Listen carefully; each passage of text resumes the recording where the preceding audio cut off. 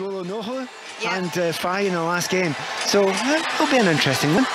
Yeah, very much so for Cameroon. There were some questions for Serbia whether Dusan Vlahovic, who's very in form at Juventus at the moment, would start along with Mitrovic if they went more attacking, but he returned from injury just before the tournament. He's on the bench once again. And Vincent Aboubakar, the same question for Cameroon, can he play with Eric Choupo-Moting? But again, he's on the bench as we prepare to get underway. He's not looking back with Tadic and Milinkovic-Savic as well, so they're positive enough just now.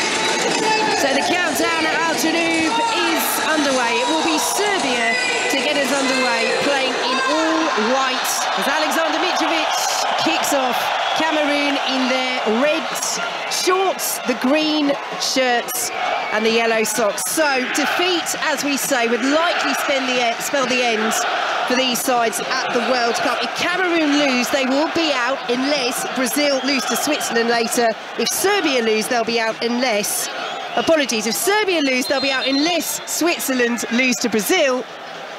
And if Cameroon lose, they will be out unless, yes, Brazil lose to Switzerland. And with, as we say, Cameroon facing Brazil in their final game, essentially, it must not lose for Cameroon, and it doesn't do Serbia any favours either if they were to lose. Well, rather big news, and not such good news if you're a Serbian fan.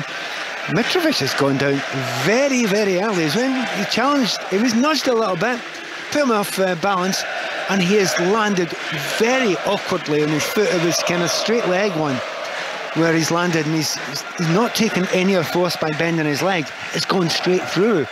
And those ones can be run off sometimes, and those ones can keep you out for a long time sometimes. So the hope is it's just a jar, nothing more than that, but he's moving very gingerly, isn't he? Yeah, he is back up to his feet. The applause from the Serbia fans, but Mitrovic, of course, only just back from a month out with an ankle injury, and they will hope that this isn't another issue for him. He is back up to his feet. He's waiting to come back on, but this was something that the Serbia manager, Dragan Stojkovic, was saying after their defeat against Brazil. He's not fully fit, Mitrovic. He's not at 100%.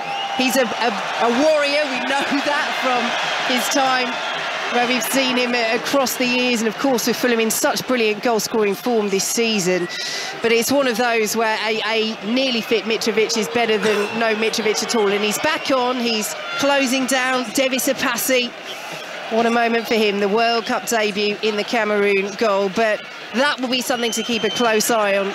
We played 2 minutes, it's 0-0, but Mitrovic, hold your breath, Serbia fans, let's see. Yep, he's jogging, he's taking his time, certainly it was his knee, and he was feeling it a little bit, but you know, with those ones, you get a bit of a fright sometimes and think, oh my goodness, is it completely gone? But he's taking his time, and we'll keep an eye on him as we suggested. They have got a problem by early on.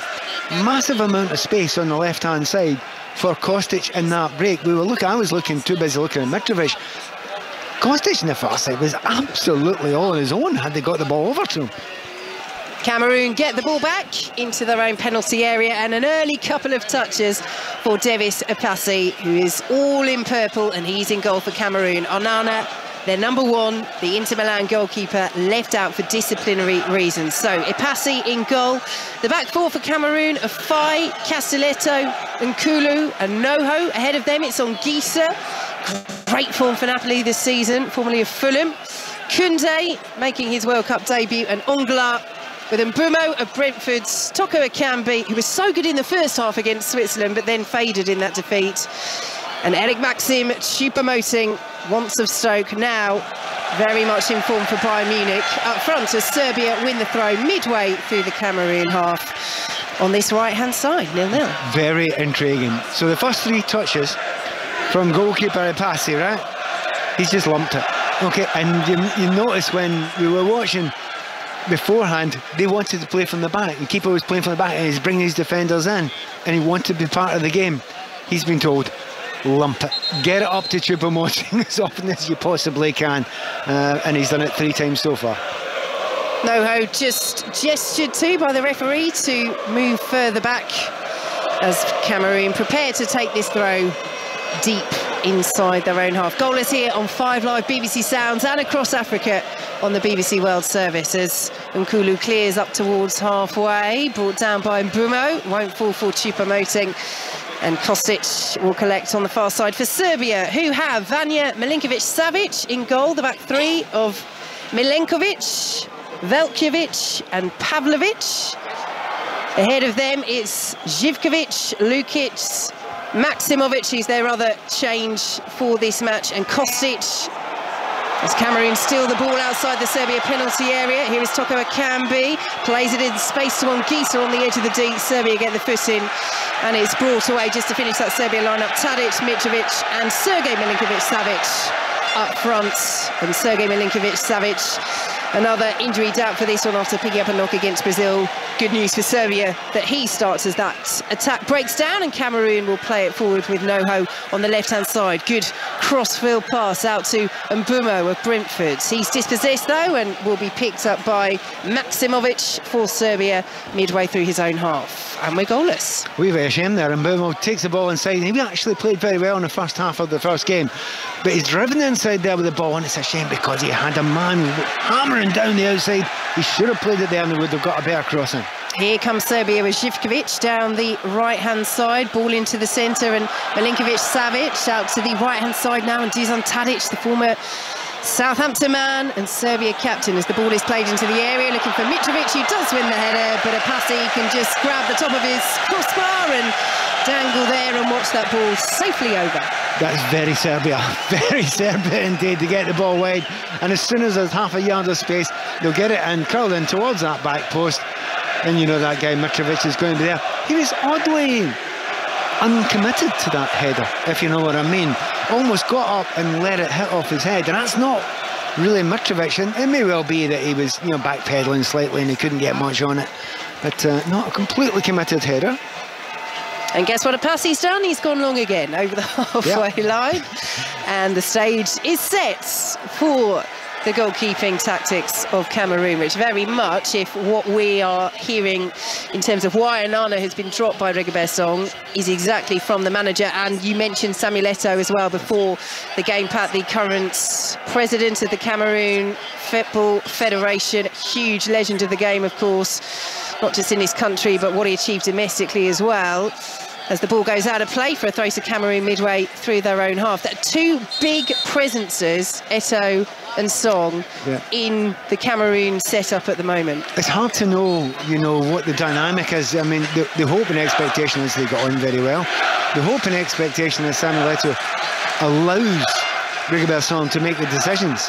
But he seems such a cool, relaxed guy, Rigobert Song. You almost think he's all right with Samuel having a few words, but we can only guess at this point in time.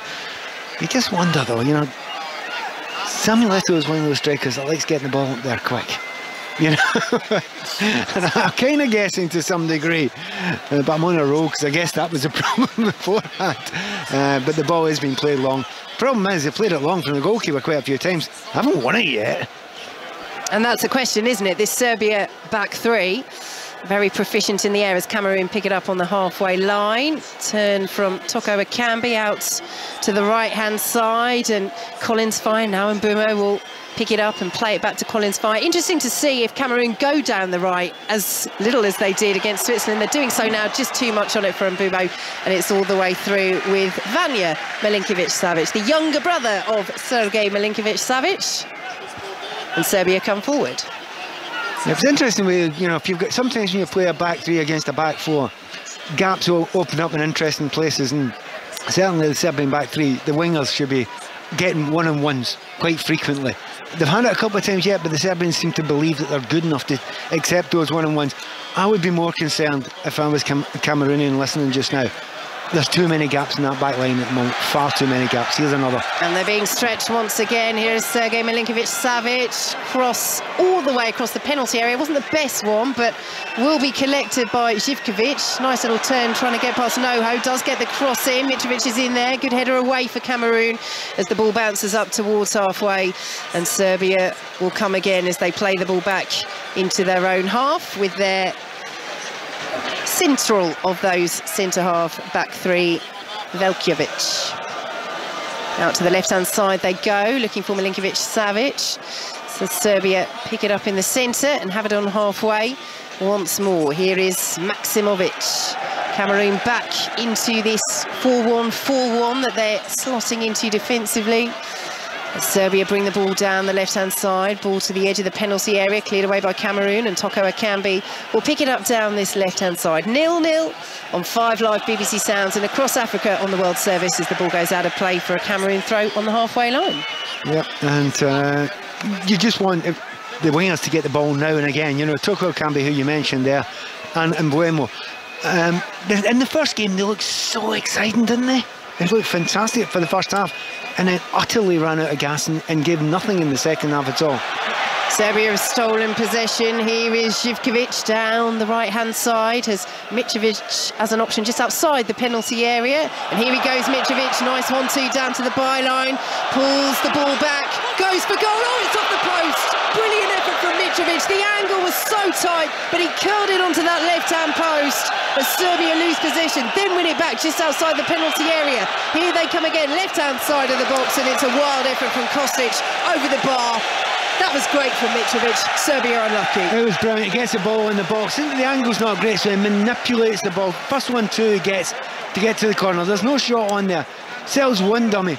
Brilliant thing about Mitrovic, you know, his dummies almost work in slow motion. You know, when you watch them, you think, how's anyone going to fall for that? Because he does it almost in slow motion. But he gets himself in the position where he's still second favourite to get it on target. Curls it to the back post, and as you say, hits the post, and that was a great piece of play. Very, very unlucky indeed. Serbia win a throw midway through their own half on the left-hand side. 36 goals, Mitrovic, in 44 games for club and country in 2022. I mean, it's remarkable, isn't it, to think, Pat, and hindsight's a wonderful thing, but that when Fulham came back up in the summer, people were saying, oh, well, can he really do it in the Premier League?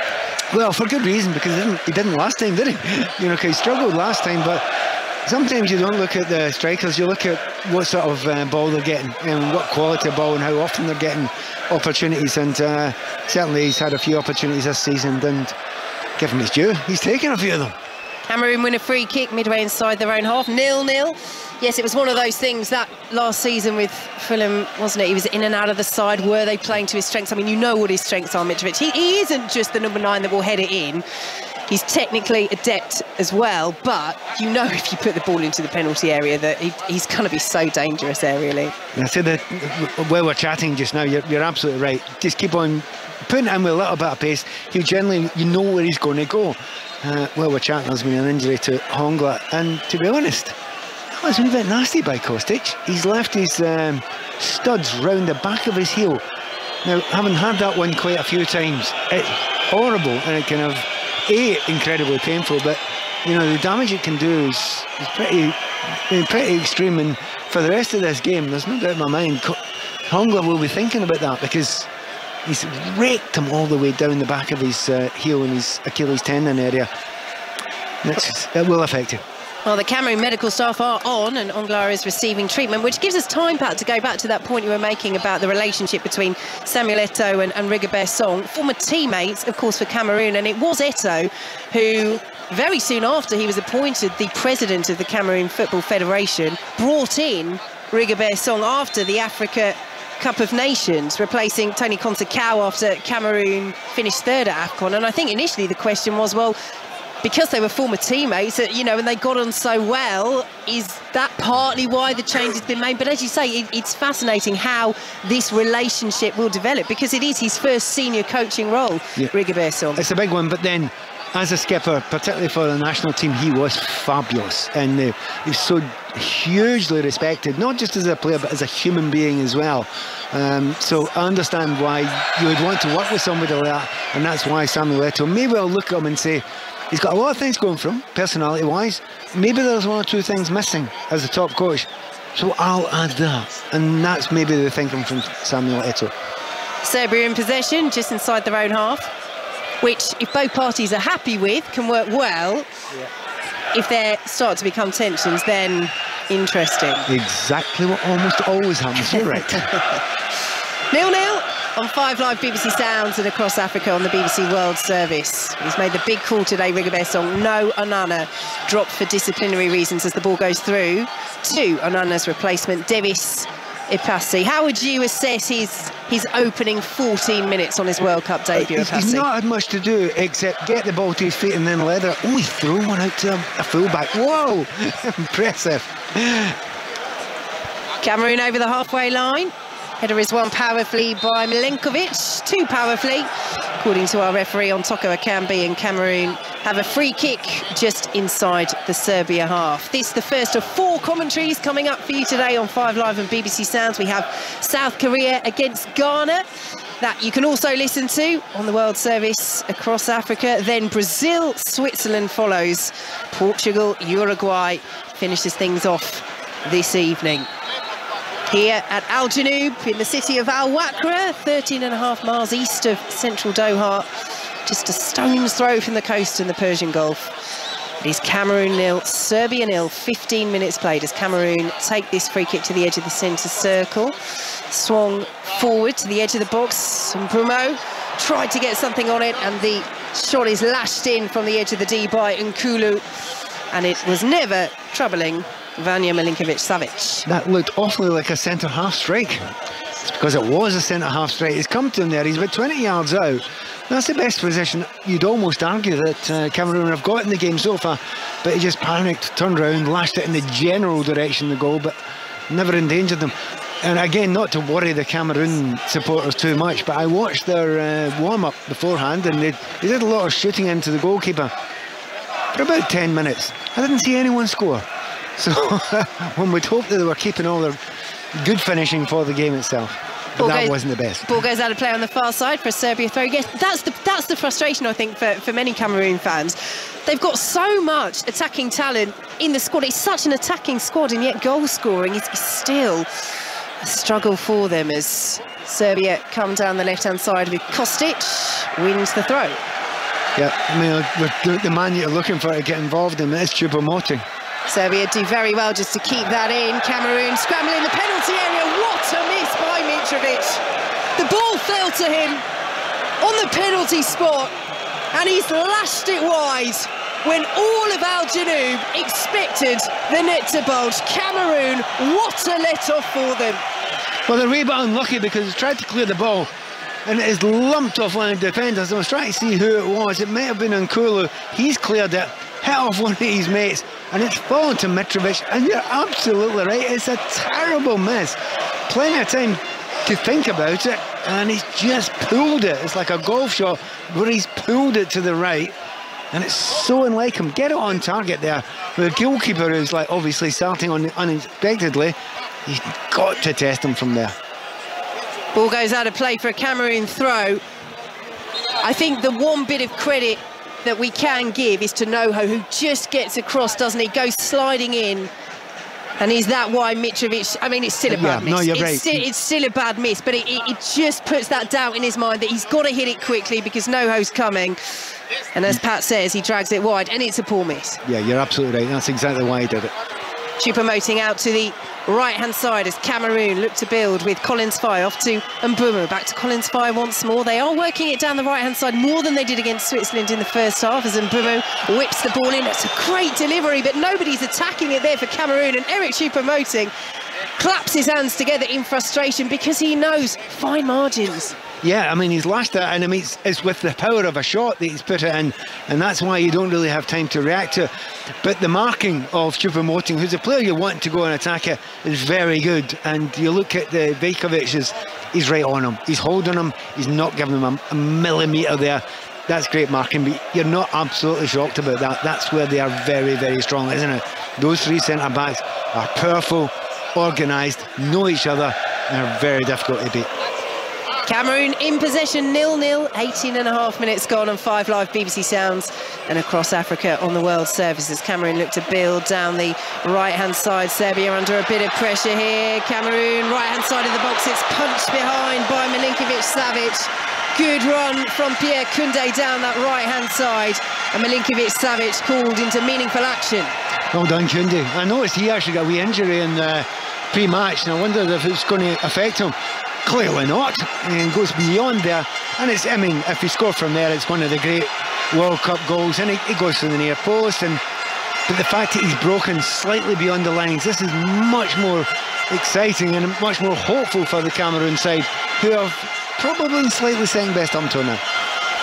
So they have a corner, Cameroon.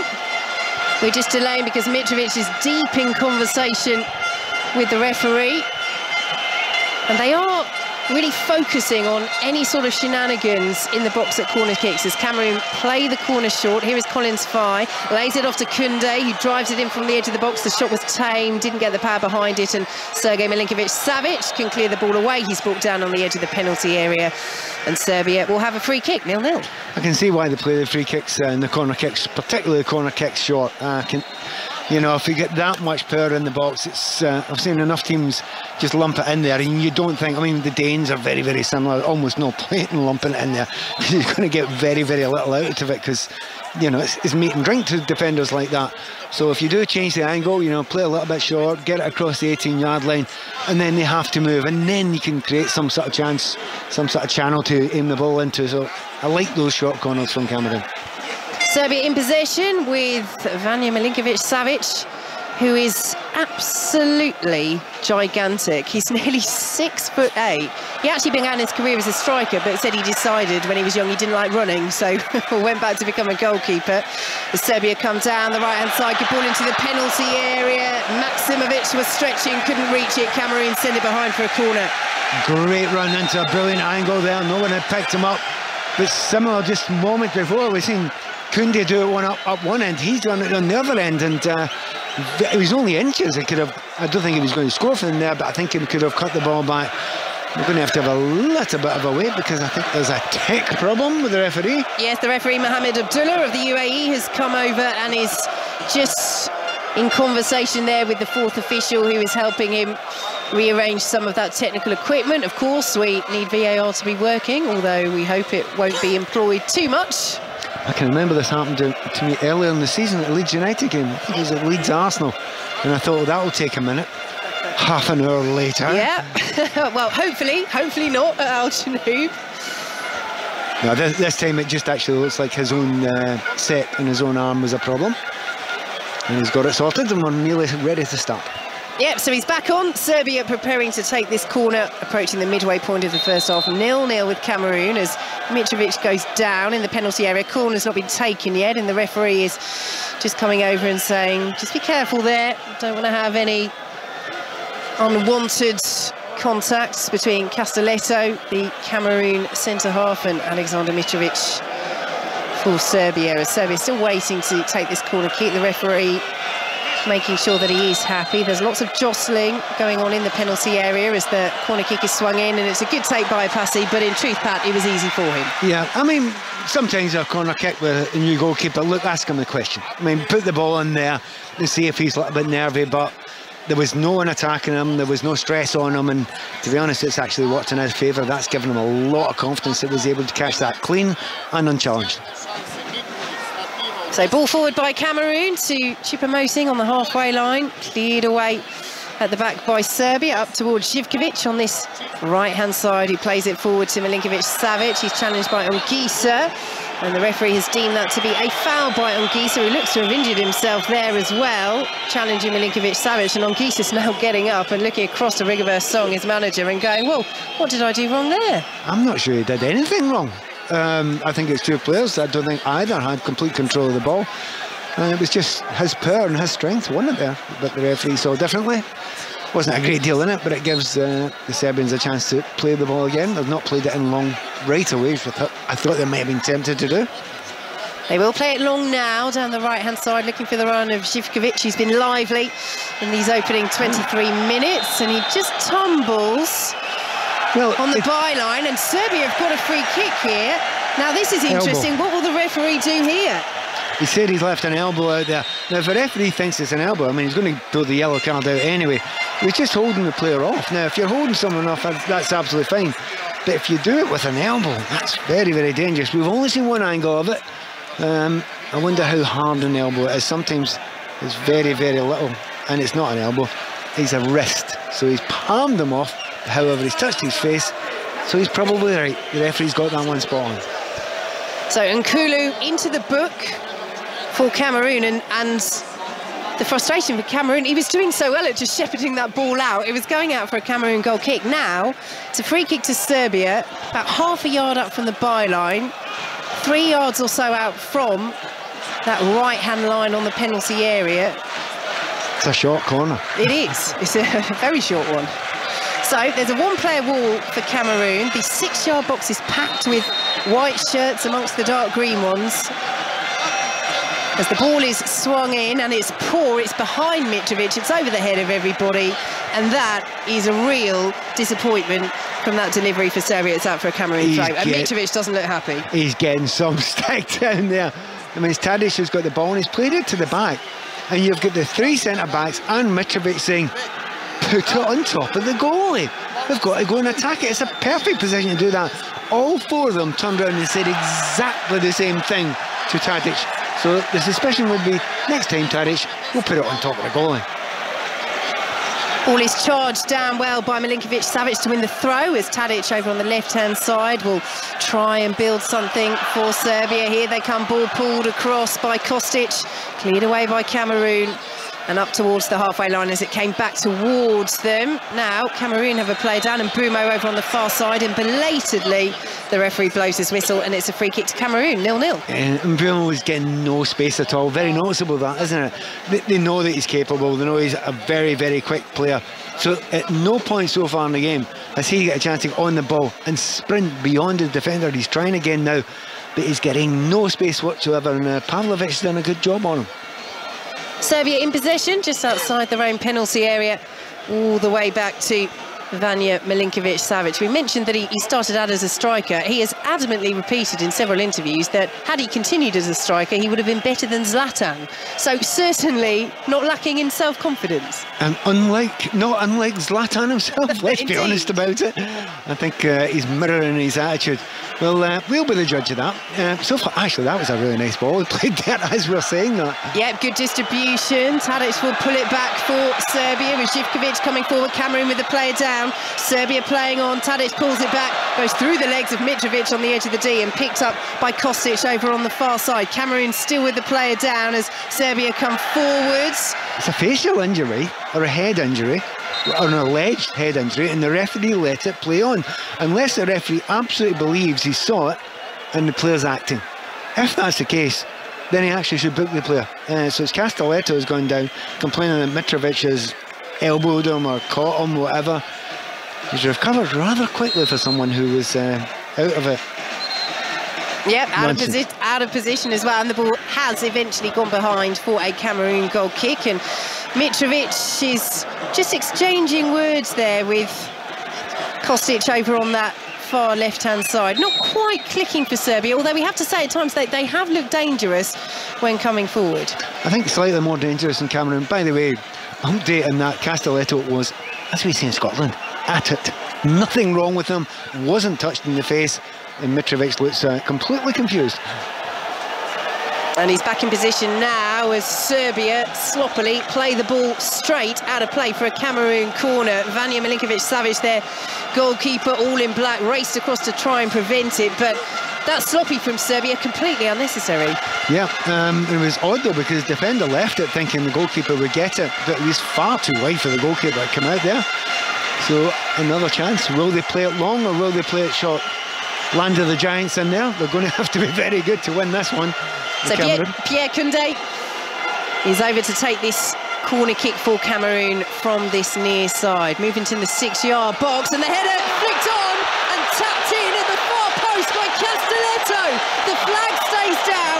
Serbia are coming over to the referee to ask the question, but Castelletto was completely unmarked, stolen at the far post, and he has given Cameroon the lead with the first goal for his country. Cameroon 1, Serbia 0. I have to applaud them for that corner kick. Worrying about putting the ball in high. Well, don't put it in high.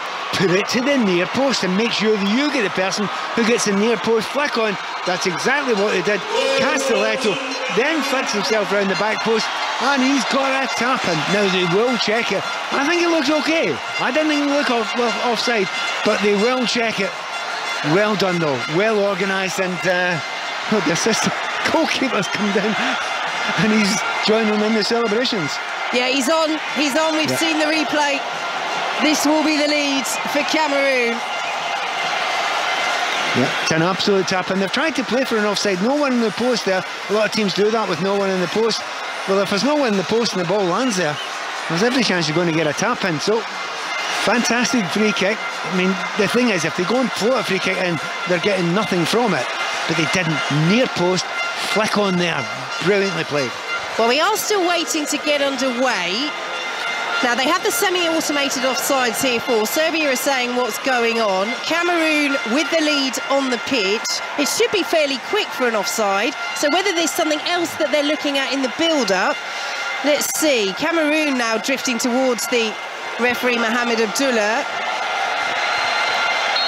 And the goal is given, it stands, Cameroon lead by a goal to nil. And we have to say, the celebrations from Rigobert Song on the touchline, my word, he roared his approval of that goal under so much pressure after losing the opener to Switzerland, after dropping Andre Onana, their #1 goalkeeper, for disciplinary reasons. He's made some big calls at this World Cup, Rigobert Song, and his side are a goal up against Serbia in a match that they cannot afford to lose. Yeah, really pleased that they actually worked at that. But the last place you expect them to score a goal from was a corner kick, but it was really well manipulated. And it's whether they grow in confidence from here and go for the second one, or whether they sit back. And I don't think sitting back's a good idea for Cameroon. I don't think they're suited to that.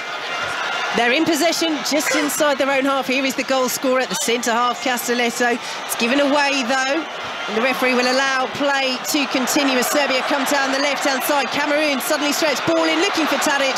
Cleared away well by Nkulo, who stayed down. Serbia pick it up once more. Ball into the penalty area, left-hand side, looking for Mitrovic, and now the referee stops play, and Serbia are not happy at all here. Nkulo had stayed down from the initial challenge. He's given the free kick the other way eventually, the referee, and Mitrovic was about to latch onto the ball into the penalty area, but the referee has decided to stop play with Nkulo down. Well, he didn't go for it last time. You know, when funny enough, the man who went down last time was Castelletto, the goal scorer. But this time he's decided there was an injury, and to be honest, he's right, it's an injury. It's in the box. It's actually his own player that injures him. I'm not sure he should be stopping that. It's not a head injury. I think he should be carrying on at that point in time. So, very, very strange one. The referee deciding to stop there. I don't think the Serbians will be delighted with that.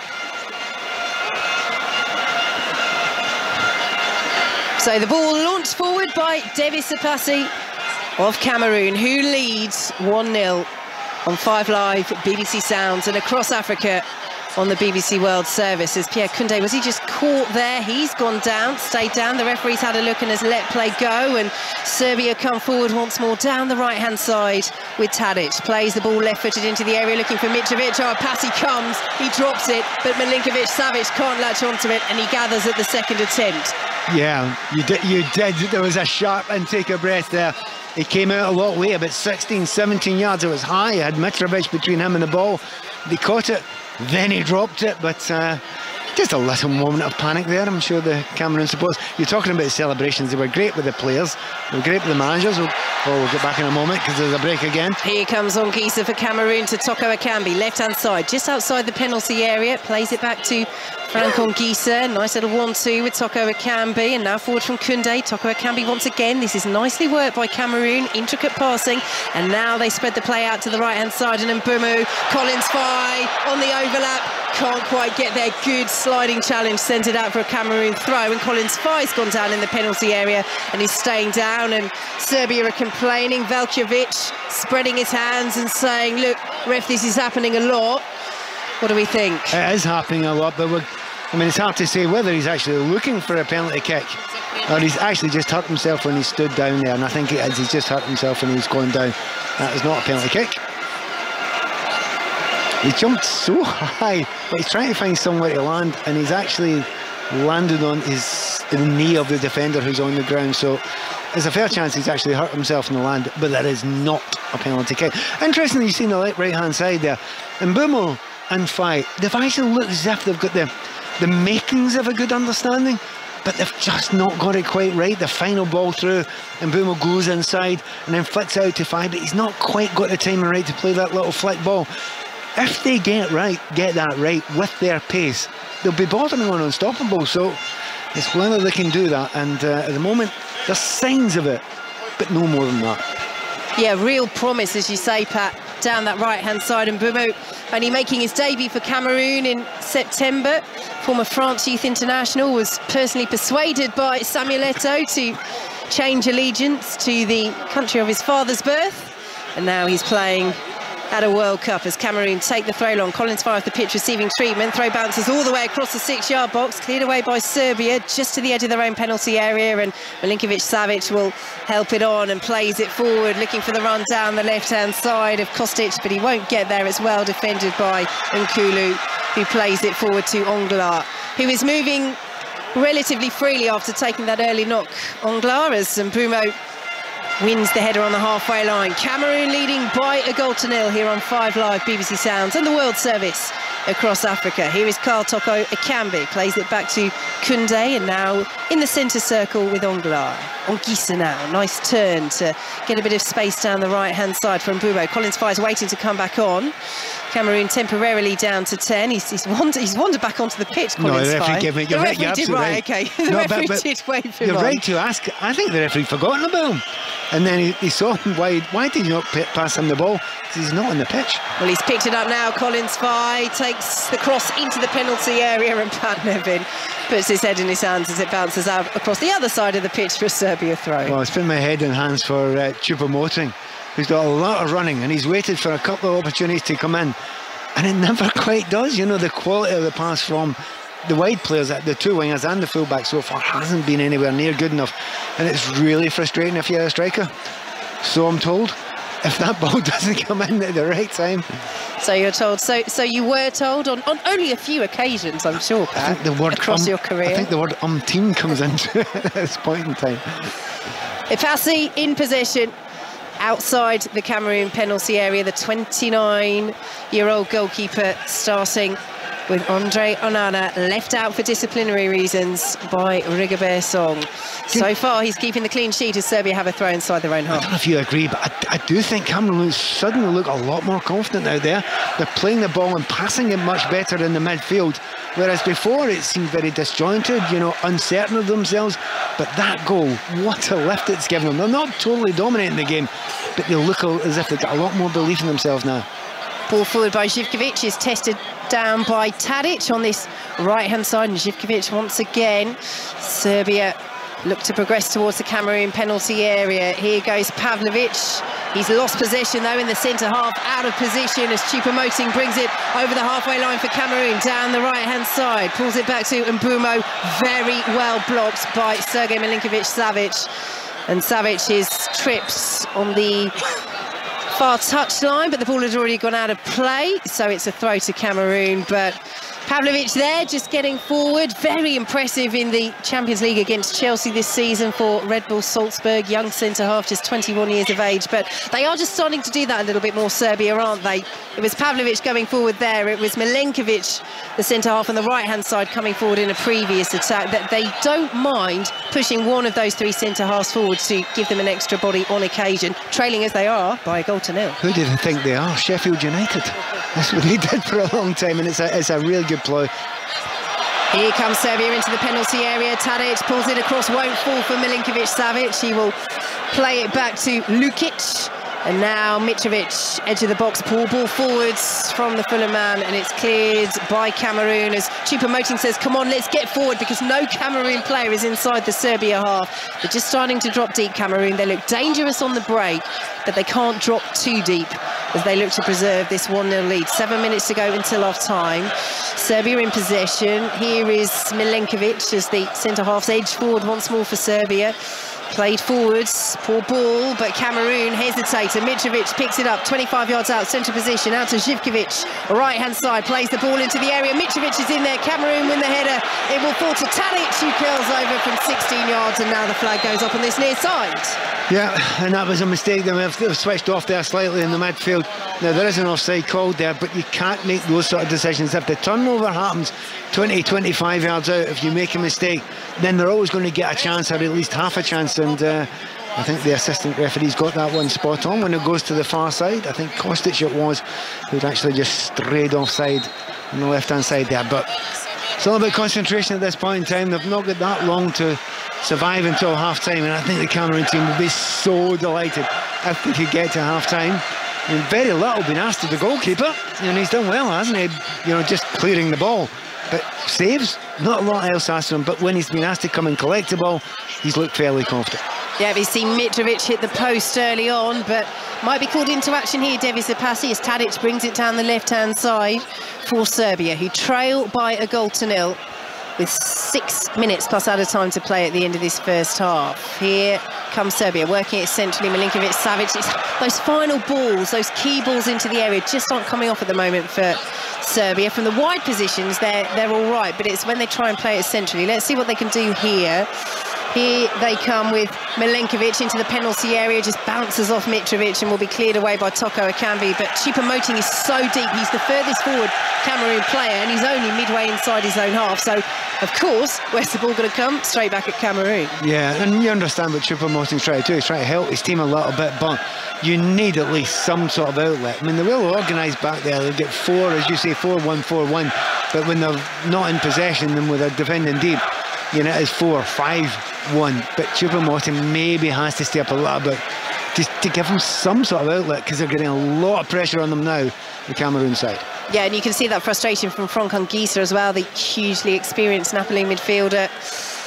Serbia come forward, finishing this half strongly, trailing by a 0-0. Tadic lifts it over the top, opportunity here, ball pulled across, it's just in front of Mitrovic and will be cleared away by Cameroon. Choupo-Moting does get first contact on that one, but Serbia take charge once again with Pavlovic, the centre-half, stepping up into midfield as they look to work it again through the centre of that crowded Cameroon midfield. It's all the way back now with Maksimovic, and they'll play it forward to Milinkovic-Savic out to the left-hand side, but Pavlovic just takes his eye off it, can't control the cross.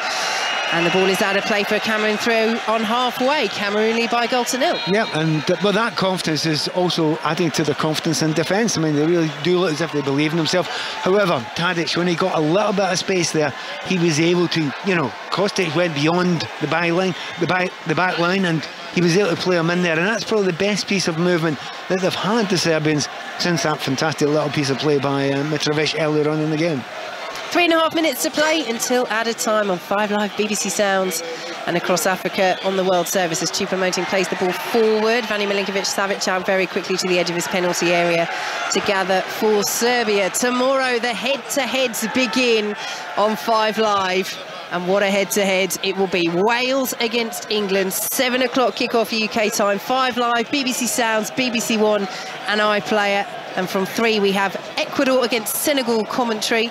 You can listen to that across the World Service on Africa as well. And Netherlands against Qatar updates as well. That a 3 o'clock kickoff UK time. But all the build-up, of course, to Wales against England from 5 Live breakfast, 6 a.m. Rick Edwards and the team in Doha as Apasi clears the ball away up towards halfway. Cameroon 1, Serbia 0 as we enter the final 2.5 minutes plus added time in this first half. Yes, and I suspect we're going to have quite a few extra minutes for injury time as well, but at this point in time, oh, there's a break. Koundé's won it for Cameroon and is bursting towards the penalty area. Might go it alone. Koundé straight at Milinkovic-Savic and fires the follow-up on the tighter angle wide. Well, Choupo-Moting is looking at him as if to say, come on. If you shoot once from that angle, that's fair enough. But it's come back to him again. And Choupo-Moting's waiting in the middle. It has to be said, I also think Toko Ekambi's waiting as well. They could have picked either of them out. It was basically a tap-in, and he didn't take that chance. They have been breaking a few times in the last 10 or 15 minutes. And as I say, that confidence is looking as if it's growing minute by minute for the Cameroon side. Here goes Toko Ekambi. He's had a relatively quiet first half, but almost got in there, the 1-2 with Choupo-Moting. Vital interception for Serbia, who will bring it away. Serbia trailing by a 0-0 as Snoho intercepts that ball that was looking for Živkovic from Maksimovic, and it's all the way back with Devis Apasi. Apart from that nervy moment where he drops a ball in and managed to claim it at the second attempt, As you say, Pat hasn't had too much to do, but what he has had to do, generally he's done it well, as the ball is cleared away by Milenkovic up towards halfway. Cameroon pick it up once more. Here is Ongisa down the left-hand side. He's pursued by Živkovic, and Ongisa very calmly, very experienced, will go back to Ongla. Cameroon don't need to force it. They lead by a goal to nil. We're into the final minutes plus added time of this first half. Yeah, and as I say, they're playing with that little bit more confidence, but they, you know, confidence is one thing, but don't be slack. I mean, they've been caught a couple of times, you know, in this game. We've been slack at the back in the midfield. Do not do that. By the way, they've left 4 men up the field when they've got the ball. This is a real surprise for Cameroon. I suspect that ring a song saying, look, don't fall too deep. Don't give them control of this game easily. And it's paid off because Mbeumo can challenge on the halfway line. Choupo-Moting picks it up, but they've given it away, Cameroon, and one back. Well, they thought they'd done that well there, Cameroon, but the referee has said that that is a foul by Ongla, and it will be a free kick to Serbia. Just mentioning as well, and we should bring this out again in the lunchtime kickoff, it is Serbia and Milinkovic-Savic that's had to deal with the sun in the first half. And it's one of those as well where the shade is creeping across the pitch at Al Janoub. It won't be a problem for David Sepasi by the time he reaches the second half in his own 6-yard box. Anything to do with that at the corner that Cameroon scored from? There's a possibility, but I think because it was a near post, you know, it was probably out of the sunshine, but it was a few minutes ago and the sun has moved, fair enough.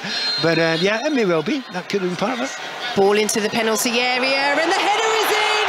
Cameroon do not defend it well enough, and it's Strahinja Pavlovic who runs away to celebrate. He's mobbed by his teammates. He's got Serbia level. It's Cameroon 1, Serbia 1. Well, it was the most likely way that they were going to score. We're talking earlier on about the land of the giants, and you have to mark every single one of those big players all the way through, every single corner, every single free kick. They've got others to worry about, Mitrovic, etc. But this time the ball was played in simply into an area and no one was near him. It was completely and utterly free. In the end, it was an easy header. Nothing that Epasi can do, but they'll have to look to each other and say, why was he not marked? Questions for Cameroon defensively, but sheer delight for Strahinja Pavlovic, the 21-year-old. He has scored once for Serbia before, but his first World Cup goal, and he draws Serbia level, and that's it, Pat. Yes, Cameroon will look at the marking, but that is going to be the danger from Serbia all day long. And as you say, a clear reminder, it's not just Mitrovic you've got to worry about. Yeah, I mean, they're a really, really tall physical side. That's one of those things that you can almost ignore in the English game because, you know, there's so much with the ball played in the ground. There's still a lot of teams that are playing, you know, that huge physical football, and it's working so far. So 1-1, a match that neither can afford to lose, a match that both really need to win as Mitrovic plays the ball into the area, cleared away by Cameroon. We're into 6 minutes of added time at the end of the first half on 5 Live BBC Sounds and across Africa on the BBC World Service, and Serbia have won a throw and the momentum is all with Serbia now. Well, we said about just beforehand, they had to try and get to half-time. Well, they haven't got to half-time. It could get even worse because it's not a corner or free kick.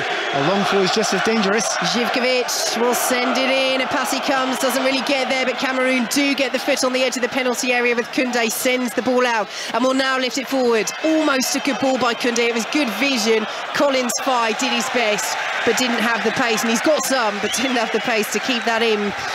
Almost for Cameroon on the counter, but the game becoming stretched as Tadic plays the ball into the penalty area, cleared away by Nkulo, chested down very calmly by Ongisa, but picked up by Milinkovic-Savic, and here is Živkovic, right-hand side of the box, back to Milinkovic-Savic, who tries to steer it in, and does so! And Serbia with 2 quick-fire goals at the end of the first half have turned this around against Cameroon. Sergei Milinkovic-Savic makes it Cameroon 1, Serbia 2. And there's another Milinkovic-Savic up beside him. Goalkeepers ran the entire length of the field there to join in. And just before we said that corner, that throw was coming in, you thought there's every chance they could score from this. The lift that they got from that goal, and knowing that their physicality has really spooked the Cameroon side. A little bit of shame for Cameroon because they started to get into the game and playing it well.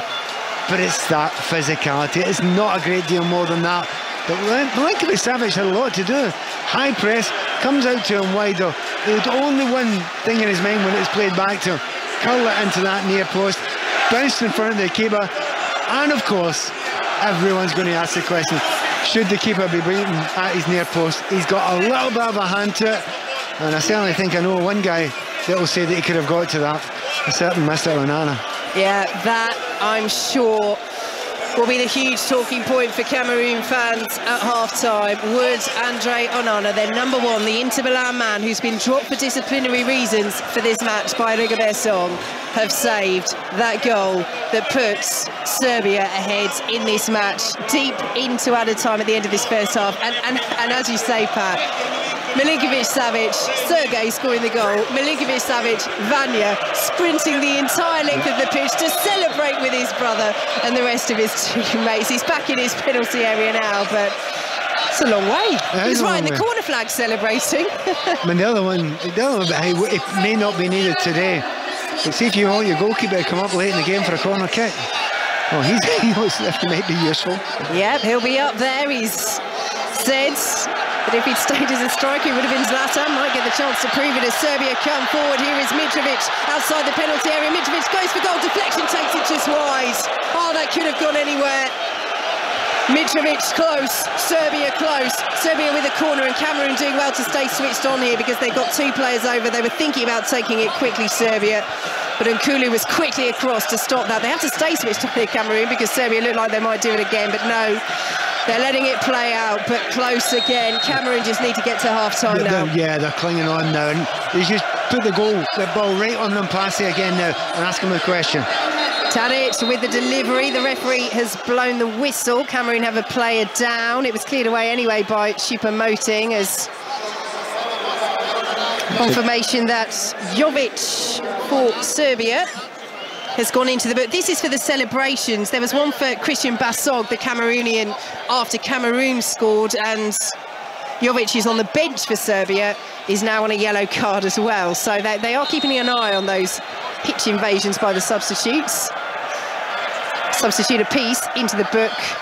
Bassog for Cameroon, Jovic for Serbia. Serbia lead 2-1, and they have this corner swung in, right on top of a pass. He just gets something on it, steered back in. Cameroon will block on the edge of the 6-yard box, and now Cameroon can counter.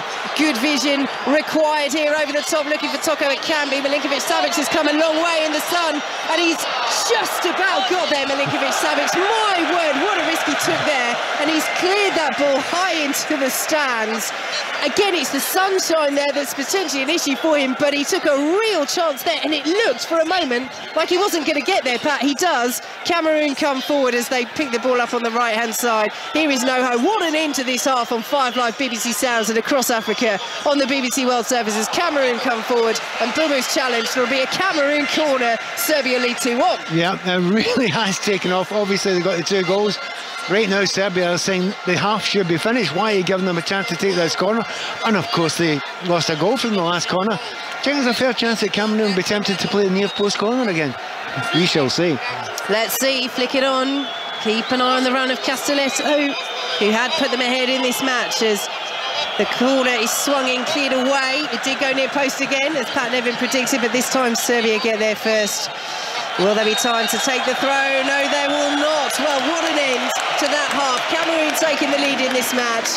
2 quick-fire goals at the end of the half, though, for Serbia, has given this game an utterly different complexion. And Pat, we were here for Cameroon-Switzerland, where Cameroon just didn't find their rhythm in the second half. They've got to find some rhythm now. You know, they had kind of found that. To be honest, I wasn't overly impressed with the game until the first goal. And then when the first goal on, the Serbians knew, right, OK, we have to take part now. They did start to take part. Yes, they used their physicality. They were always going to do that. That is a big part of their style. But Cameroon also started playing more comfortably in their style. They're passing the ball wide. I'm not convinced that their final ball in the last third is of the top quality Cameroon, and that seems to be their downfall. But they cannot lose belief. If they lose belief now, this could get a lot worse very, very quickly, because right now Serbia know fine well where the weakness is. It's with the physicality at the back, it's with the size of the defenders, and I have to be honest, it's with the size of the goalkeeper to pass it to. He's not able to dominate his box, and that is exactly what Serbia want. And that will be the question being discussed around Cameroon right now.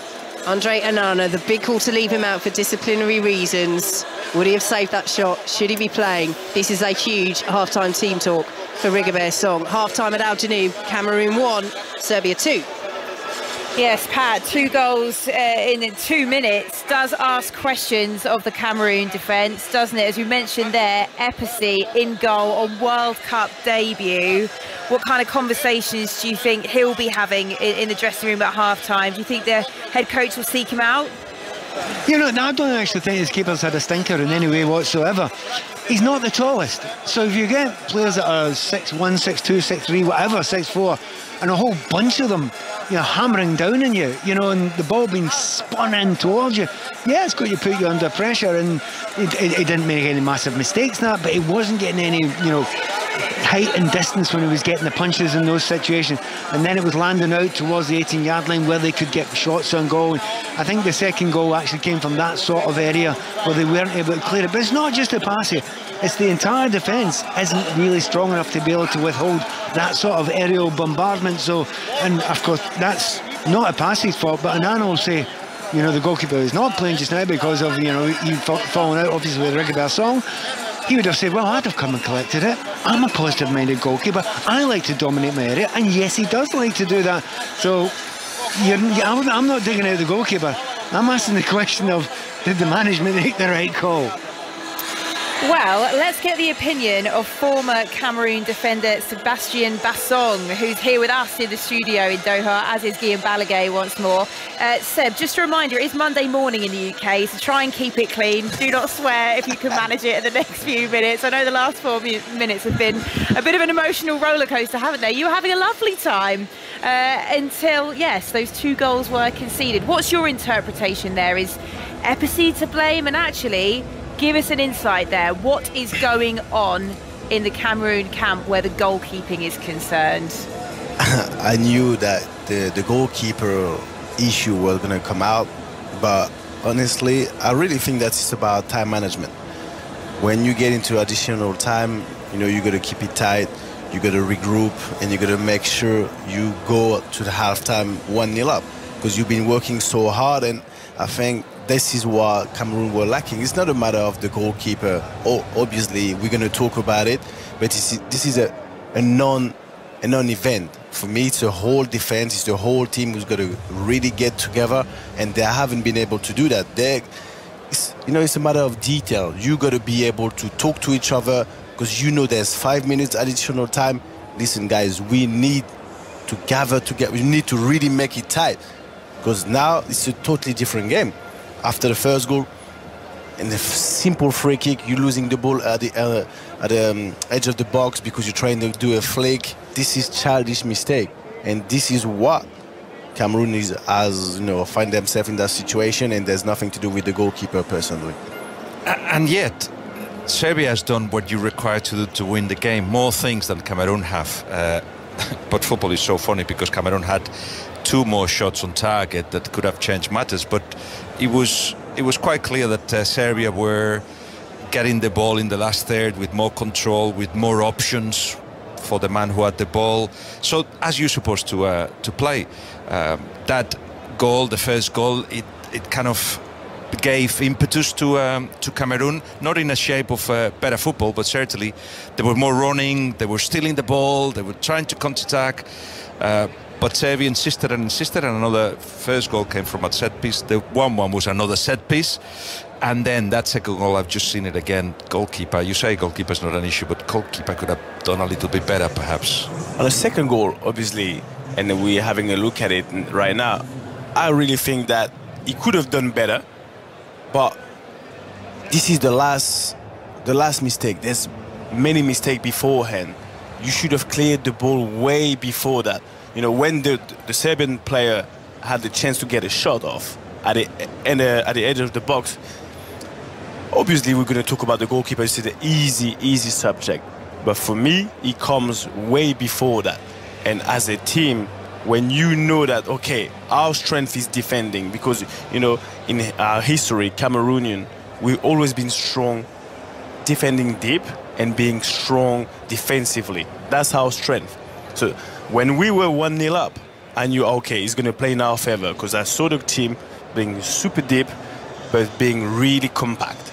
Now, when stuff like that happen, it means there's something wrong. There's nothing to do with the goalkeeper. It's a matter of stamina, energy, looking at each other. Even if I got to grab you by the throat, but we need to get to the halftime 1-0 up, because it's a totally different game. Even though Serbia was going forward and they were having the most of the ball, we were playing counter-attack. I really thought that we were comfortable defending deep, because that's what we do. But it's a matter of details, and when you don't do, look, the flick of Zambo and Gisa, you're trying to flick over the ball at the edge of the box. This is unprofessional. And then we're going to talk about the keeper because of the Onana situation, but don't get it twisted.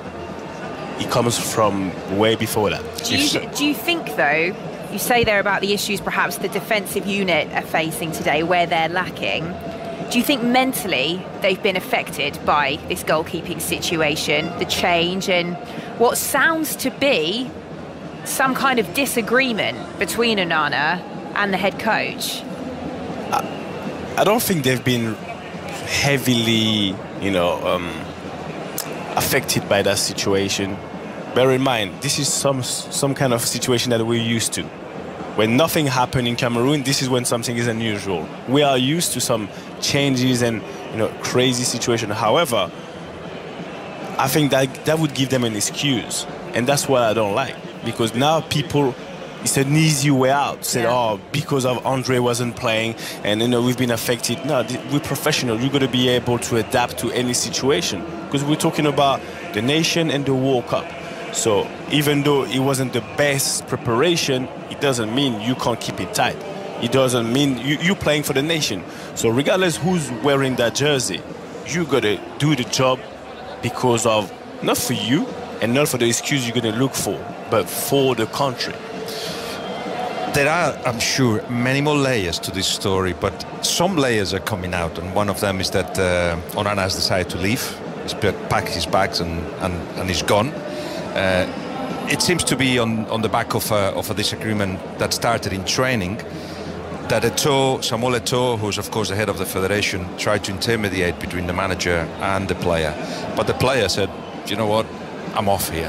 What kind of situation would force a player, not force a player, because it seems like he's just taking that decision, would make a player leave a World Cup? Can you see a situation in which these things happen? I don't see any situation, because every situation can be solved. For me, this is an emotional burst. When you take a decision all of a sudden like that to leave your team and your country, for me, emotionally, you haven't been stable. You took a decision in a rush because you haven't been able, and you haven't had the surrounding to calm you down. And it goes down to a lot of me. It's all about me. It's all about me. Now, as I said earlier, regardless what's happening, you're not playing for yourself. So I know Andre well, and I would have told him, listen, just calm down, because don't forget that you are not wearing the Inter Milan jersey. You're wearing your country jersey. So you're playing for the nation. So when you do leave, even based on a disagreement, I can't tell you that you're right, because now it's all about you. And when you put things all about you, for me, it might be a big statement.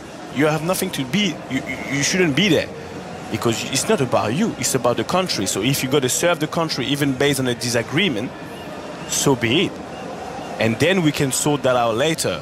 But that's the problem about football. It's all about me, and especially in Cameroon and Africa. That's one of the deepest problems. It's a shame for Cameroon, Seb, that you're here with us. It sounds like they need you, the voice of reason, in that dressing room at the moment.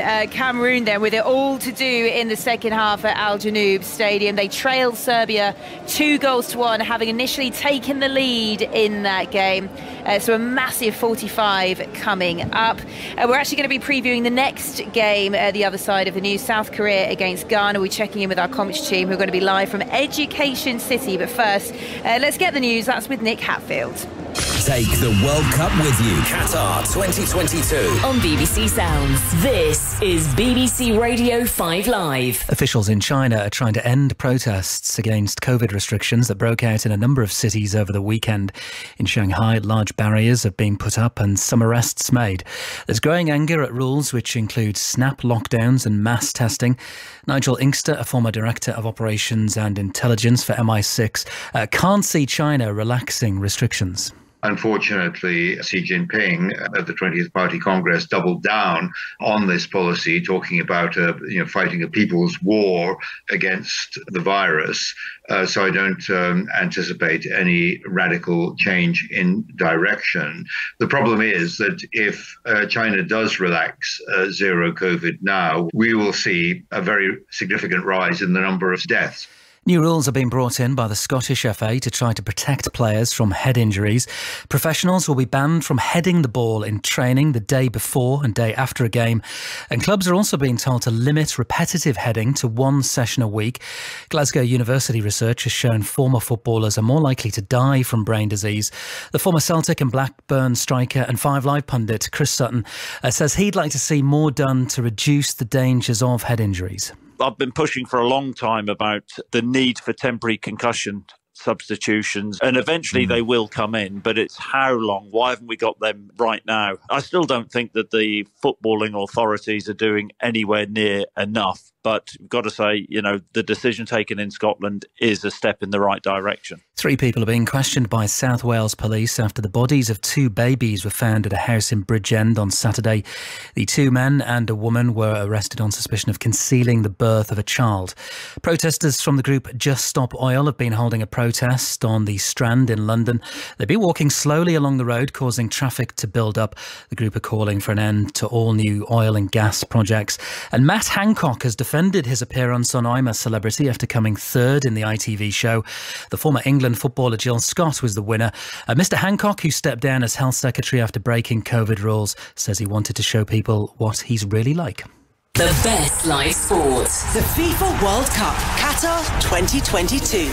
Coverage of every game on 5 Live and BBC Sounds. On Tuesday night at 7, the home nations collide in Group B as Wales take on England. I always feel like Wales are better when they're the underdogs, and nothing is impossible. This is the World Cup. This is tough games against tough teams. Miracles do happen, and you never know. Take the World Cup with you. Listen on BBC Sounds.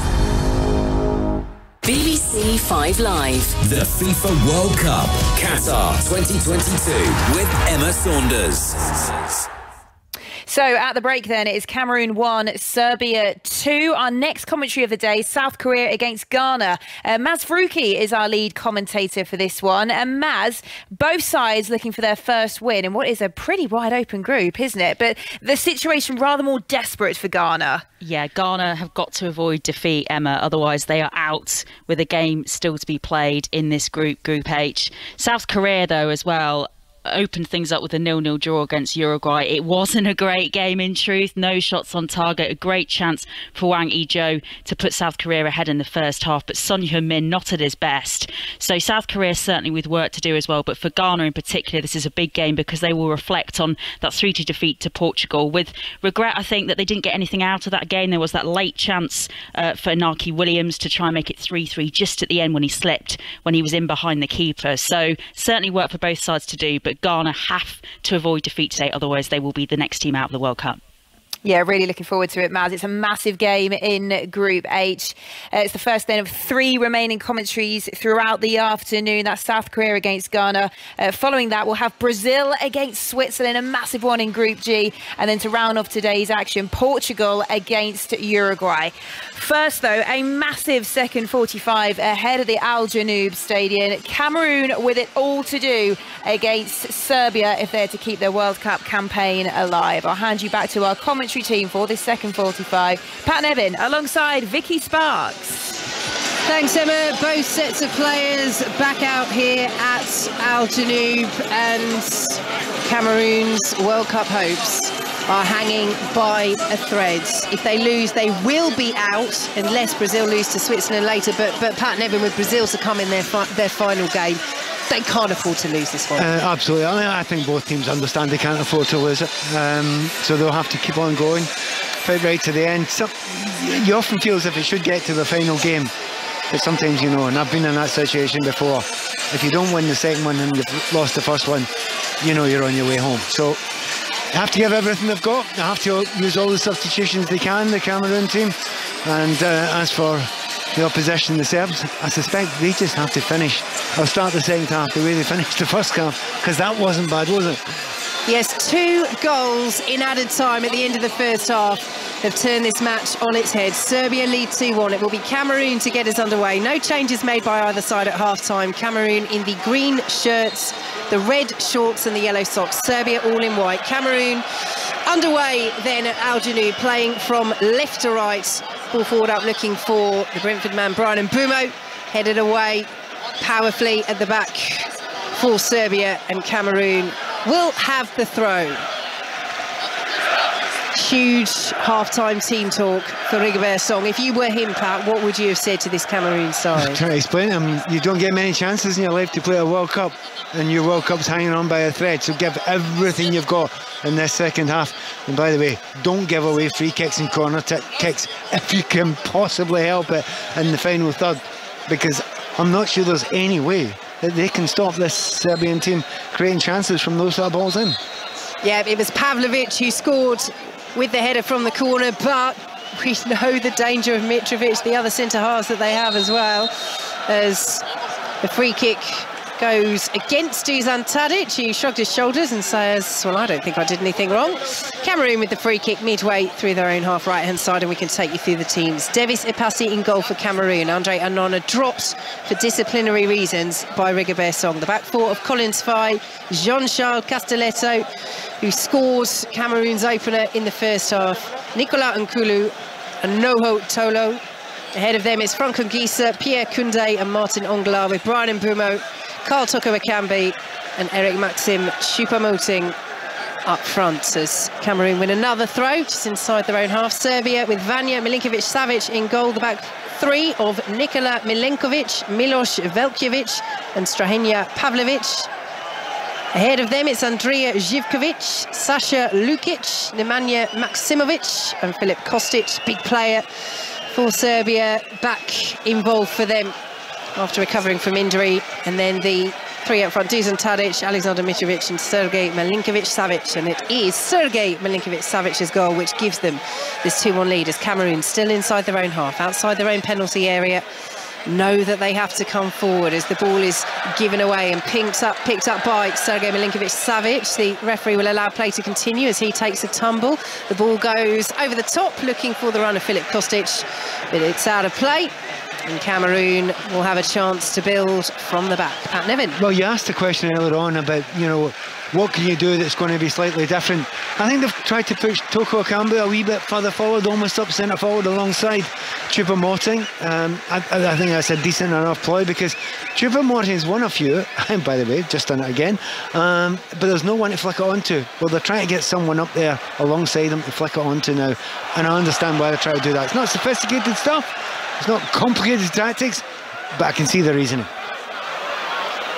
Cleared away by Serbia, and Cameroon will try and steal it with Choupo-Moting, but it's well defended by Milinkovic-Savic, and Serbia will come forward with Kostic in field to Tadic. Kostic has continued his run, good save by the legs of Epassi, came out right to the edge of his 6-yard box as the flag goes up on the far side. Well, it wasn't the most orthodox save, Pat Nevin, but he did well. Well, they'll tell you, all the goalkeepers, it doesn't matter how you do it as long as you keep in. He has no idea that actually it was offside in the build-up. Yeah, it was offside, just a knee, no more than that. It was out lightning quick, and just gets his feet through it, maybe gets a little bit lucky, but there's nothing wrong with that. He stopped it going in the goal. That was the important thing. Ball forward for Serbia will be picked up by Maksimovic. Mitrovic will leave it to Tadic, edge of the penalty area. Tadic plays it back to Milinkovic-Savic, turns, shots, blocked, and the flag is up again on the far side, and Cameroon will have a set piece, but Serbia starting this second half brightly, leading by 2-1. They look dangerous. They look very dangerous indeed, and certainly every time they break, it looks as if they're going to create a chance, Serbians just now. Well, it's been a good couple of months for them under Dragan Stojkovic. They won promotion to the League A of the Nations League in September. They beat Sweden and Norway, neither of whom are at the World Cup, but both are very decent teams indeed. And Serbia, for some people, as we've been hearing from Statman Dave, some people's dark horses for this World Cup. And I understand why, because of the physicality. I'm just not 100% sure of the creativity. You know, Tadic is good, and they've added a little bit with Kostic today. So I'm not writing them off. I'm certainly not putting them as my favourites. They're in possession on the far side with Lukic here on 5 Live, BBC Sounds, and across Africa on the BBC World Service. 5 minutes gone in this second half. Cameroon 1. Serbia 2 as Serbia win a throw over on the far side. A reminder, South Korea against Ghana coming up for you after this match. You can also listen to that on the World Service. And then we have Brazil against Switzerland and Portugal against Uruguay to come on 5 Live and BBC Sounds. And all the build-up to Wales against England as the head-to-heads begin tomorrow. Starts in 5 Live breakfast tomorrow from 6 a.m. Milinkovic-Savic has it for Serbia, down the right-hand side. Noho trying to get back for Cameroon, goes down and wins the free kick, pressured by Živkovic, and Živkovic is trying to stop him taking that free kick quickly. Just moves away, and Cameroon will have the set piece on the edge of their own penalty area, and it all the way back with Devis Apasi. And as we said, the sun has spread across the pitch, the shade has crept along that penalty area, so he doesn't have to deal with that in his eyes, Devis Apasi.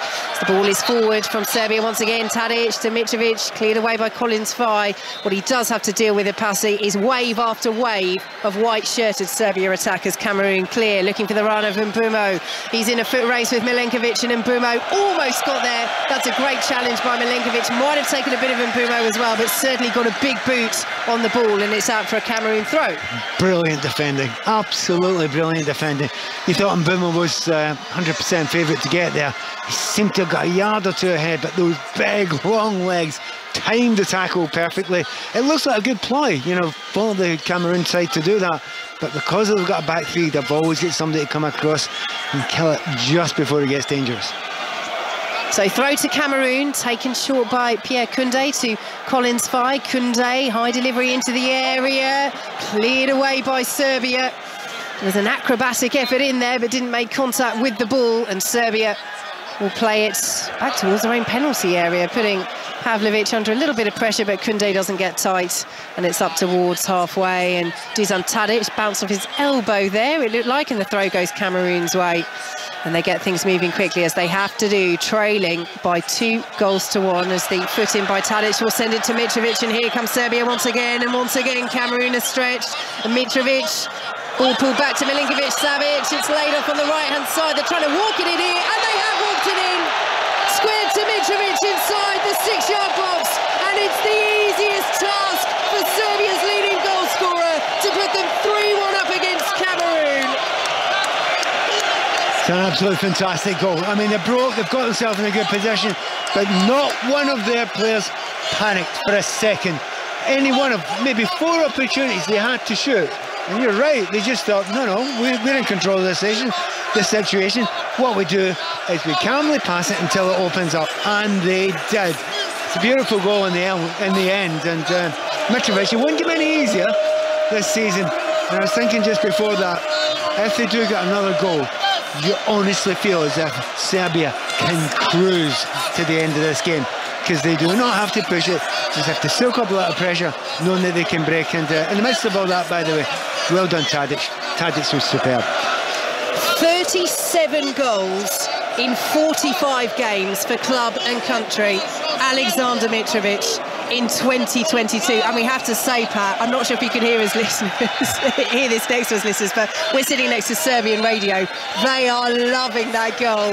Yeah. I mean, it was dour faces during most of that first half, but they scored 2 goals in added time to make it 2-1. Mitrovic has put them 3-1 up, and Serbia are reviving their World Cup hopes, and they're sending Cameroon to the brink of elimination. Yeah, they are, and I mean, it will look really good for them now, because the way that Serbia play, they want to play in the break if they possibly can. They will get every opportunity to do that now.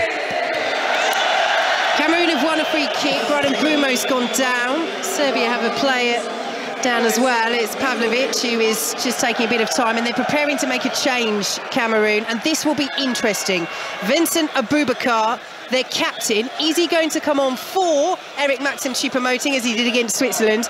Is he going to come on with Eric Maxim? And that's the answer, yes, with. They are going to play together. It's been a big debate. Can they do that? He doesn't really have a choice, Rigobert Song. He's got to get his most dangerous attackers on the pitch, and Ongola's the player to make way. Yeah, I'd have been absolutely stunned if he didn't do that. Actually, Ongola's a very, very good game. I'm very impressed with him in the midfield. But you need the two strikers up there. Choupo-Moting has got absolutely no help for the vast majority of this game. But he's got Aboubakar up there now. The problem they've got, of course, is that they're going to have to take a man out of midfield. And already the midfield's beginning to look a little bit light against the Serbians who took control, particularly with that third goal that they took there. But, you know, this is a chance now where Aboubakar's a big lad as well. So they can get the ball in there. Natural goal scorer as well. At least they'll ask some questions.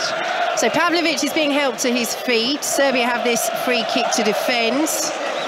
A reminder that you can download the World Cup Daily podcast for all of your latest debate, news and analysis on BBC Sounds every day during the World Cup. And Serbia take this opportunity to make a change as well. Stefan Mitrovic is coming on. I think is it Pavlovic has gone off. Yeah, Pavlovic has gone off. So that knock has done for Pavlovic. He's off. Serbia back up to their full complement to defend this set piece, leading by 3-1.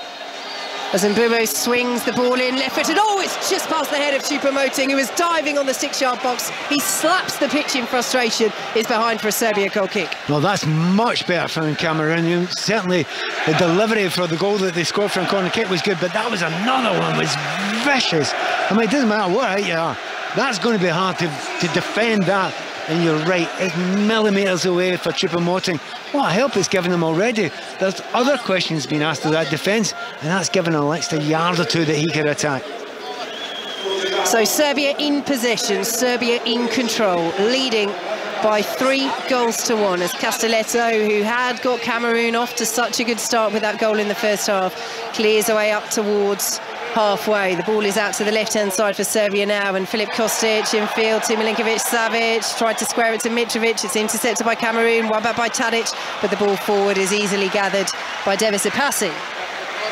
When they get into that last third now, you can see that they're loving it, the Serbians. You know, they're getting it, they're passing it neatly, they're passing it very, very quick. That's not what they were doing in the first half at all, really, but now they look totally different.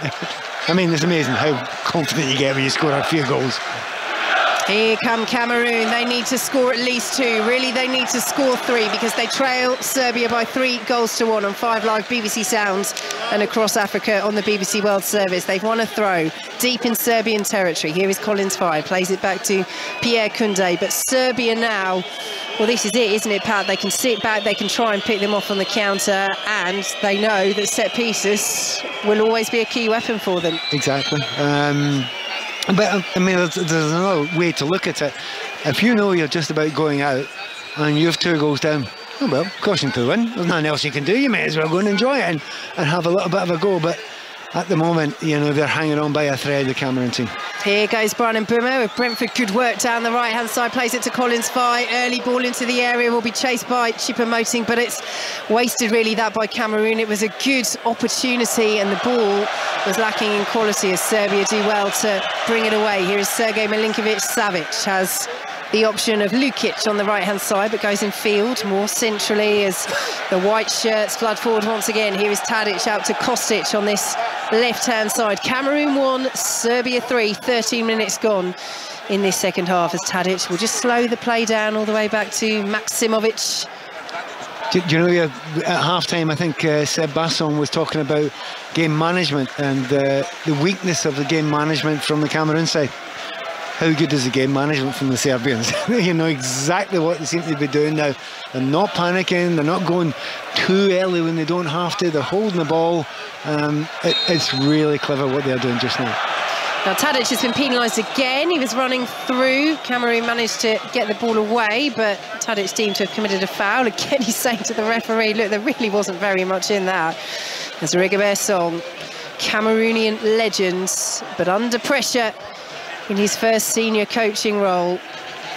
Cameroon on the brink at this World Cup. They would need to wait definitively for the result between Brazil and Switzerland, but unless Brazil lose later this result, we'll see Cameroon out, and Serbia are coming forward once again. Key interception as the ball was played in by Kostic, and the game is becoming stretched. And here goes Abubakar down the right-hand side for Cameroon into the penalty area. Vincent Abubakar still going, lovely footwork, excellent sliding block by Velkovic. Cameroon still have it with Mbumo, forced down to the byline, right-hand side of the penalty area, digs out the cross. It's headed away by Serbia and helped on the far side by Živkovic, and out for a Cameroon throw. Brilliant from Abubakar, what footwork. Yeah, fantastic. I mean, good, you know, rangy run into the area, and it stressed the entire defence, and what a difference it's made. Incredible difference it's made with two strikers up there asking all sorts of questions, which I don't think some of those defenders for Serbia are enjoying just now. One's already gone off injured. We're looking at is it Velkovic is down there, he's holding his leg as well. If they could get a goal back here, Cameroon, you just never know.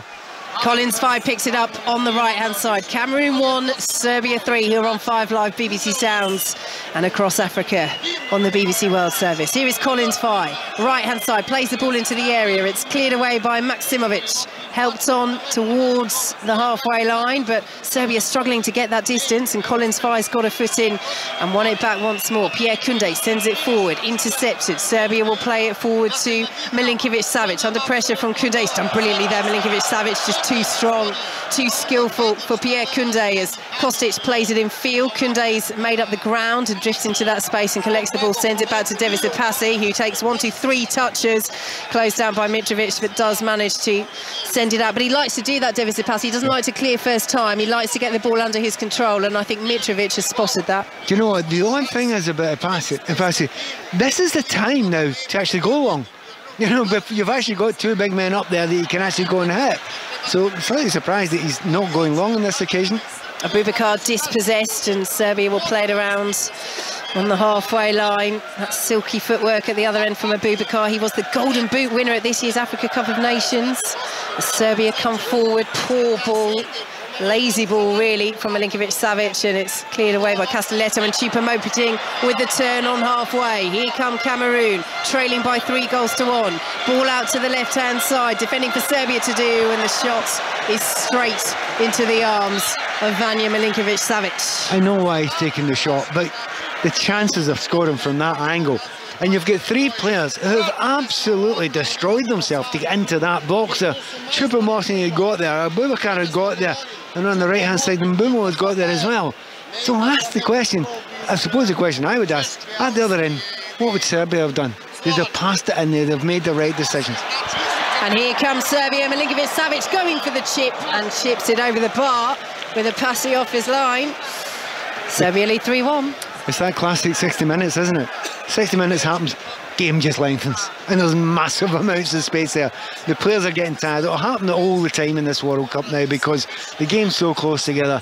Players will get tired, so expect a number of substitutions, but also a little bit of space to develop. Now flag stays down for now. Abubakar is in behind, still going Abubakar. He tries the chip himself, and it does beat Vanja Milinkovic-Savic, and now the flag goes up. Now on first glance that did look to be clearly offside. He's let it go, the official. We understand why. The goal ruled out on the pitch, and now we wait for confirmation from VAR. I would be staggered if this is onside. And by the way, I've got to say, I'll tell you what, it's a wee bit closer than you think at first. I still think he's offside, but it's not yards. It's more inches. We shall see it. That is close. They are checking the offside leading up to the goal. This is where the semi-automated technology will be coming into play. Well, it's given. Hands on the heads of the Serbia players. And Vincent Abubakar celebrates with a double-clenched fist because Cameroon are back in it. Serbia lead 3-2. Well, it's worth underlining one thing. He's kept on going there. It looked well offside, but you saw it and it frozen, and it was very, very close. Obviously, he stayed onside, but on top of that, what a finish. He's used the scoop, and I'm slightly jealous because that's my trademark. Somebody's actually using it, but he's scooped the goalkeeper. Now, that's good enough anytime, but when a keeper's 6'8", I'm really impressed with that. We've got a game on now.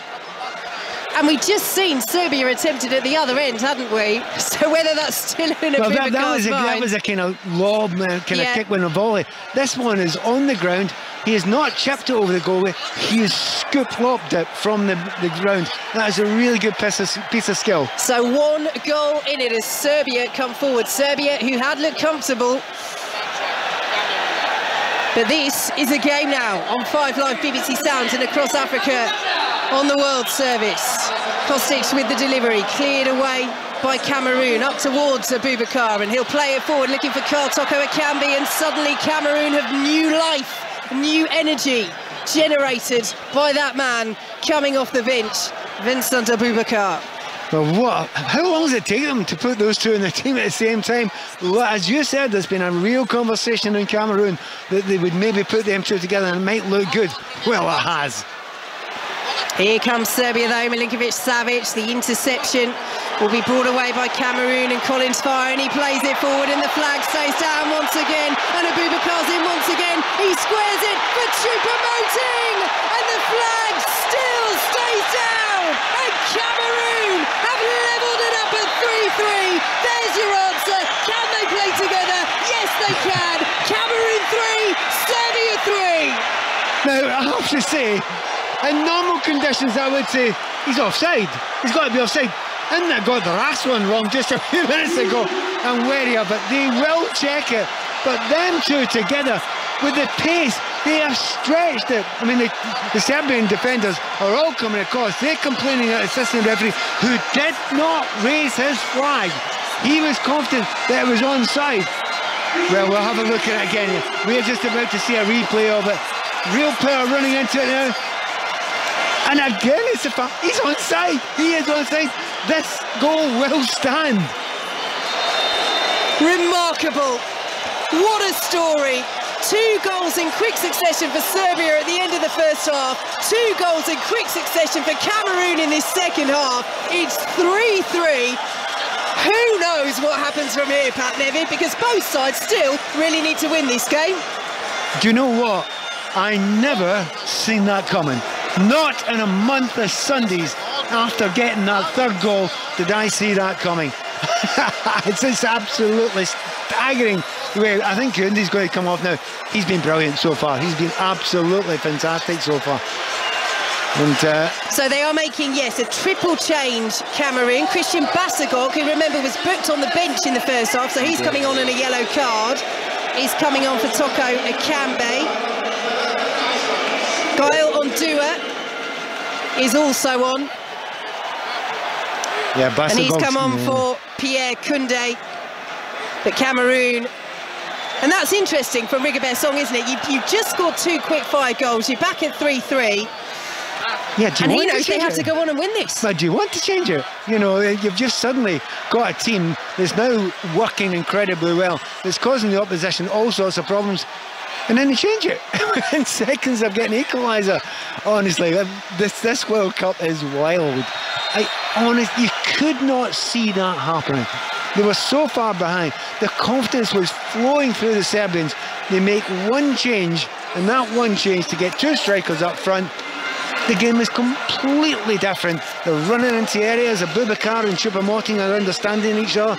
The 2 wide players are looking lively again after having been not so much so. Bassagog has now come on for Toko Ekambi, and they've got pace everywhere in that field. Suddenly, from cruising, Serbia's scared stiff. Yeah, it is just a double change for Cameroon, not the triple one, but they're coming forward again. Here is Collins Fye down this right-hand side, and it's the Cameroonian fans inside Al Janoub that are celebrating now. They're back to 3-3 as Collins Fye plays the ball in, and Milinkovic-Savic, all 6'8" of him, comes and claims for Serbia, who are shell-shocked. I honestly don't think they'll be able to believe it, because they were cruising so much. You didn't see where the problems were going to come from, because the final pass from the Cameroon team was just nowhere near good enough up until that moment they made that change. And you know, goals change games.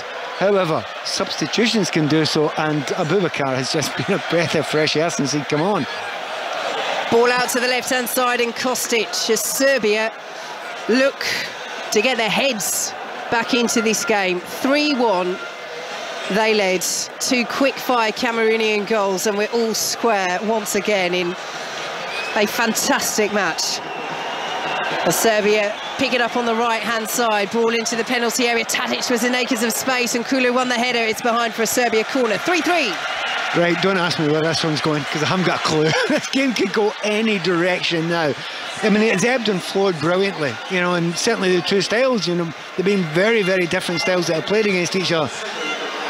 Just after watching Mitrovic-Savic who's losing a wee bit there. Goalkeeper's ran out, shouting and bawling. Actually, what he wants is defenders to come back, because they've left 2 up front, Cameroon, and you know how good they are at breaking corner in.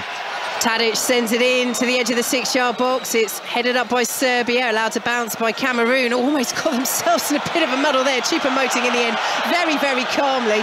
Passi was there, ready to claim it, and Choupo-Moting just took charge and said, no, well, I'll move that away. But he was being closed down as well. So calm for Choupo-Moting. And Milinkovic-Savic is there. When the corner comes in, he's still on the edge of the centre circle. Yes, he wants the players to come back, but he's got to get back to his goal. Well, to be honest, I think he got it right, because they'd left it 2v2. Now, you know what happens to the Serbians in the last 10 minutes when they've left it man for man. They've been destroyed with the pace that they're playing up against. So I think the goalkeeper was spot on to get out there and make the change. Should be the manager doing that right enough.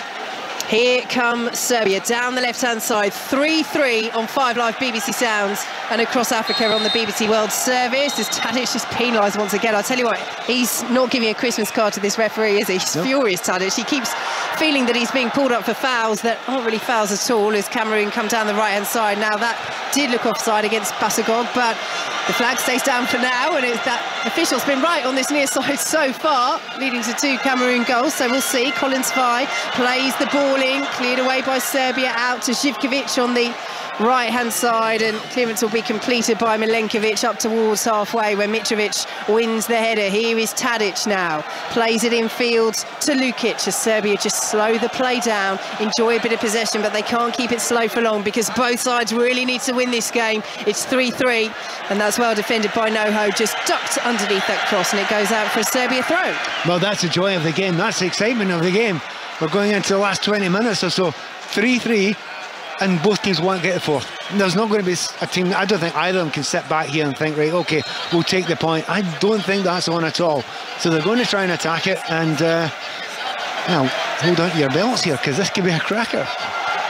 3-3, quite remarkable match. Will we see more quick-fire goals that had put Serbia 3-1 up, that have got Cameroon back to level in this fascinating encounter as Serbia pick the ball up outside their own penalty area and just regroup, send it forwards once more. And here is Tadic turning into space, central position, crossfield pass out to the left-hand side, and Kostic, edge of the penalty area, left-hand side, ball played in, looking for Mitrovic, and it will be cleared away by Cameroon. Ondua sends it out to the left-hand side, and Cameroon can build again. And Boubacar, what a difference he's made as he goes for goal from distance. Milinkovic-Savic outside his goal, and it bounces just before the goal and bounces over, but the referee has already blown the whistle.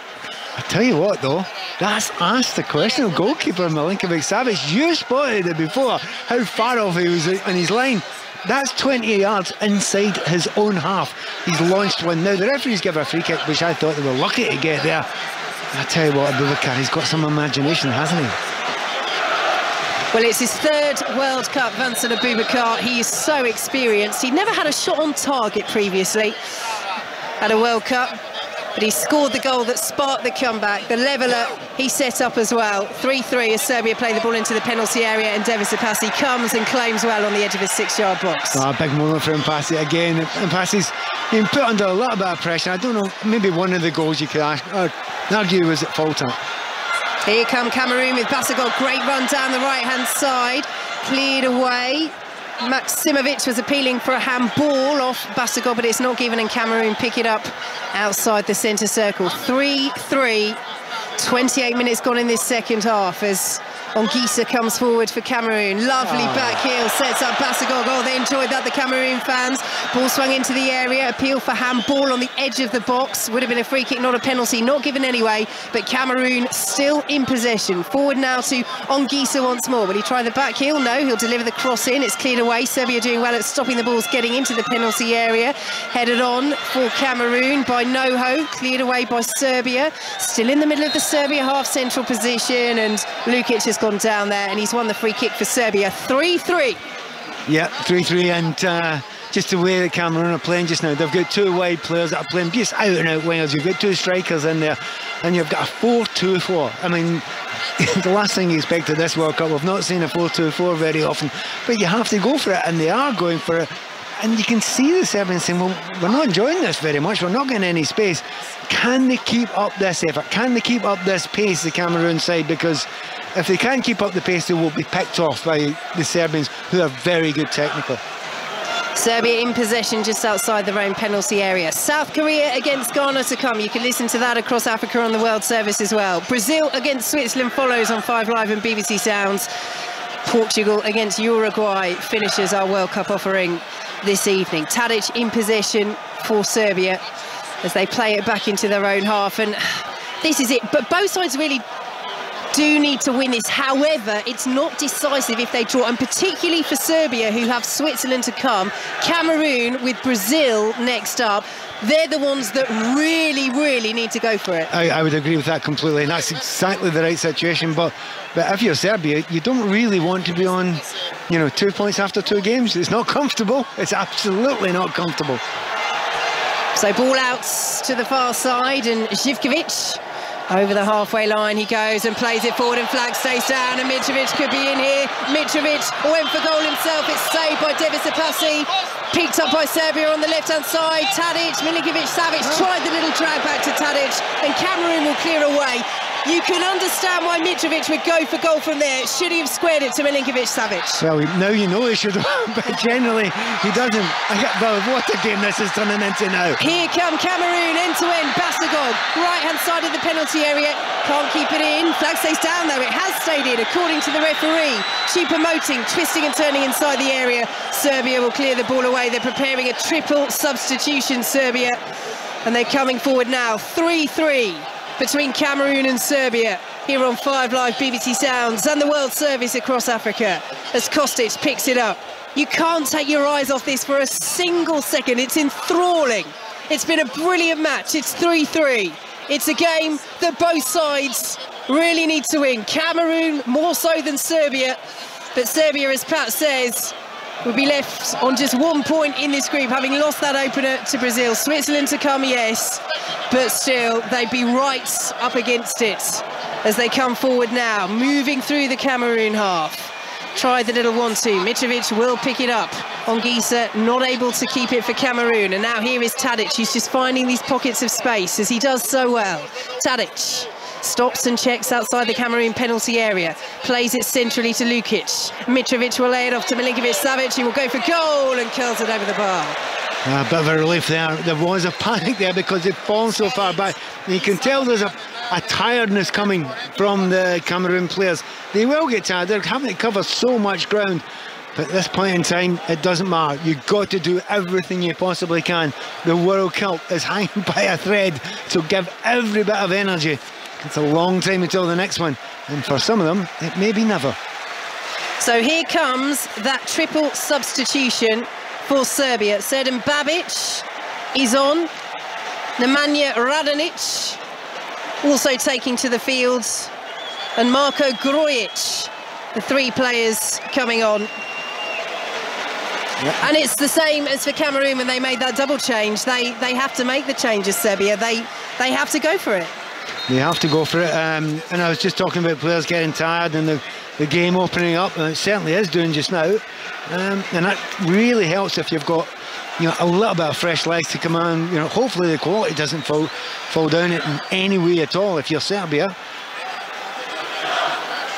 So Cameroon in possession on the edge of the centre circle. The 3 players off, incidentally: Milinkovic-Savic, Živković and Veljković, as Vanja Milinkovic-Savic, the goalkeeper, after seeing his brother score and then be replaced, clears long downfield. It's picked up by Nkulu. Nice touch from the Cameroonian centre-half and sends it all the way back to Devis Apasi.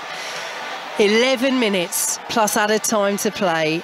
Cameroon 3, Serbia 3. Collins Fai in possession for Cameroon, just outside the centre circle. Send it out to the left-hand side, and it'll be interesting, Pat, to see how those 3 substitutions alter the momentum of the game, because it is end-to-end, but you'd have to say, since finding the leveller, Cameroon it is, who are having the better of it. They are, and every time the ball's played up, that back 3 just looks discomforted. You know, they're up against 2 centre forwards. That's fair enough, so they should be able to cope with that. Problem is, the 2 wingers, they're actually getting all sorts of freedom because the wing backs aren't getting back enough for the Serbian side, so they're beginning to boss the challenges going forward, because they find themselves at least man-to-man and sometimes with the man over.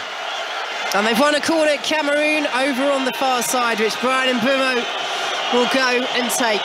We've seen how dangerous Serbia can be from these sort of situations. What can Cameroon do? And they're preparing to make another double change before the corner is taken. Ongisa is making way for Samuel Ungwet.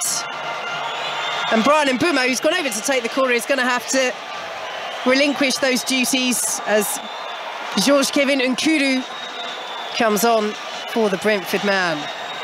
So more fresh legs for Cameroon, responding to that triple change from Serbia.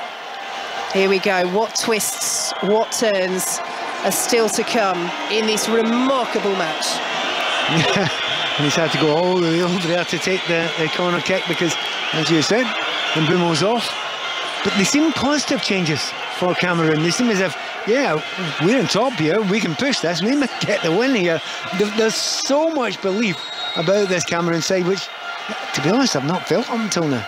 And they play the corner short. They have it over on the left-hand side. Serbia just making sure it's not a 2v1, and the header is away by the substitute Grojic. Cameroon win it back though. Oh, brilliant play by Noho. He keeps his feet as well. Space down the left-hand side as he swings the ball into the penalty area. Cleared away by Babic, another of the Serbian substitutes. And up towards halfway. Mitrovic won't get there though. Collins Fai with the diving header on halfway. And then Cameroon play advantage as Nkulu tumbles. Cameroon still in possession as they work it out to the right-hand side into the final 8.5 minutes plus added time. 3-3 between Cameroon and Serbia on 5 Live BBC Sounds and across Africa on the World Services. It's won by Babic, and Serbia now with the space to drive forward with Grojic. Still inside his own half, looking for the options. Mitrovic is through the centre.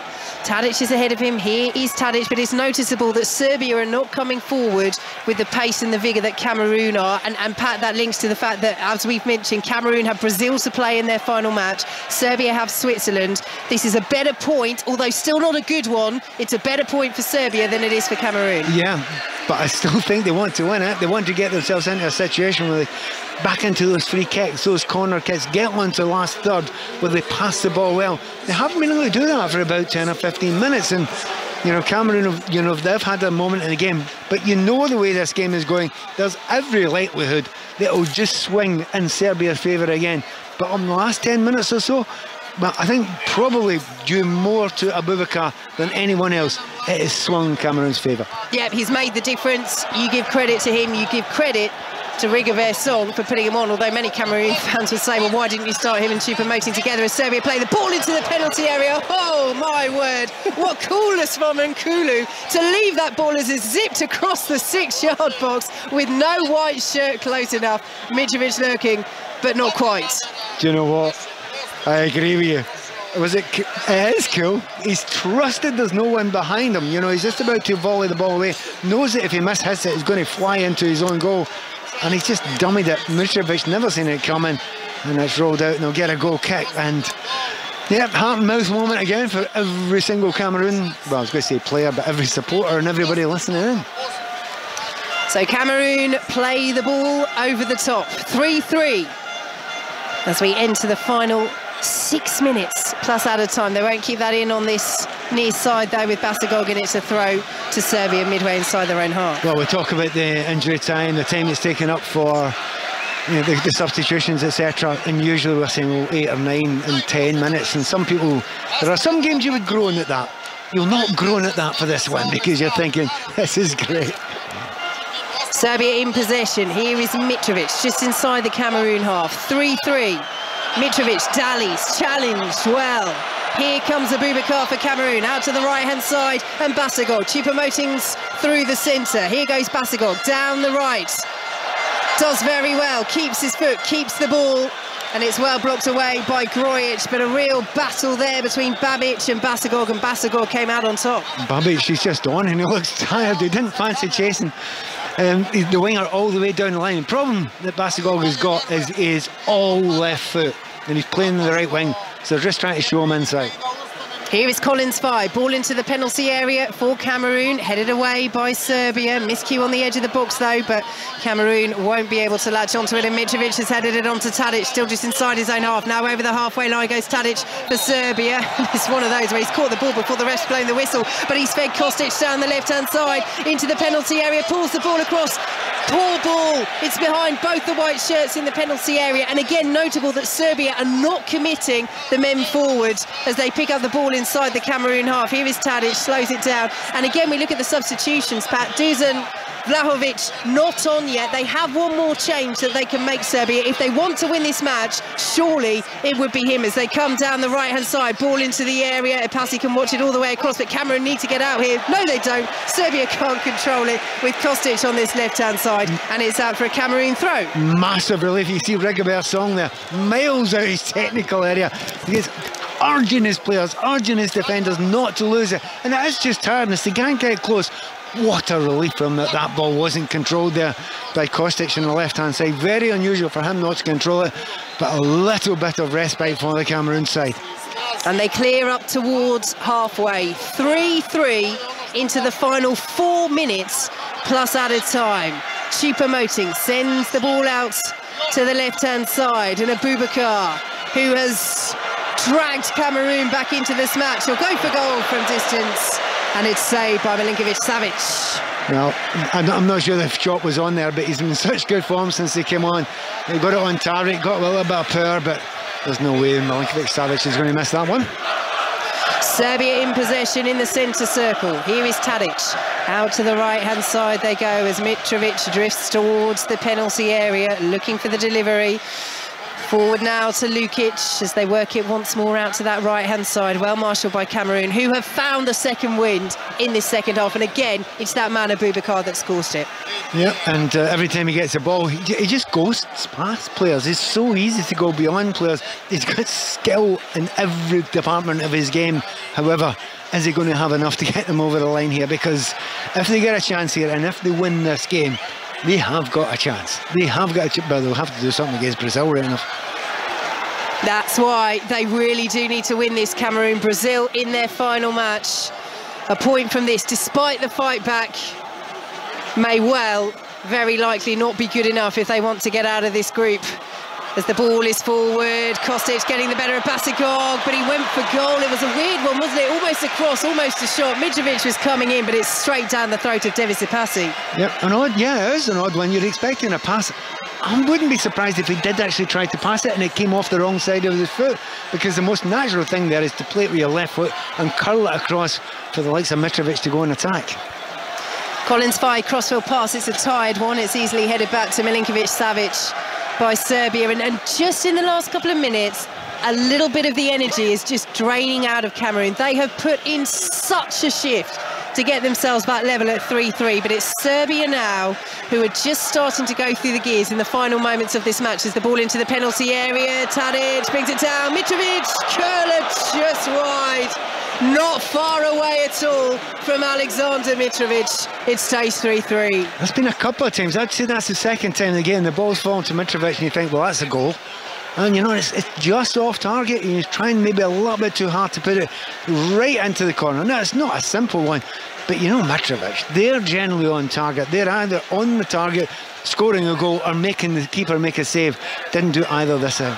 Here come Cameroon with Choupo-Moting. He has Abubakar to his right, goes left instead to Nkudu, who does keep it in, hugging that left-hand touchline. 3-3 here on 5 Live, BBC Sounds, and across Africa on the World Service. Back to Ngwet now as Cameroon go all the way back into their own half, and this is where decisions need to be absolutely on point, because Cameroon need to push for the winner. Serbia could very much do with it as well.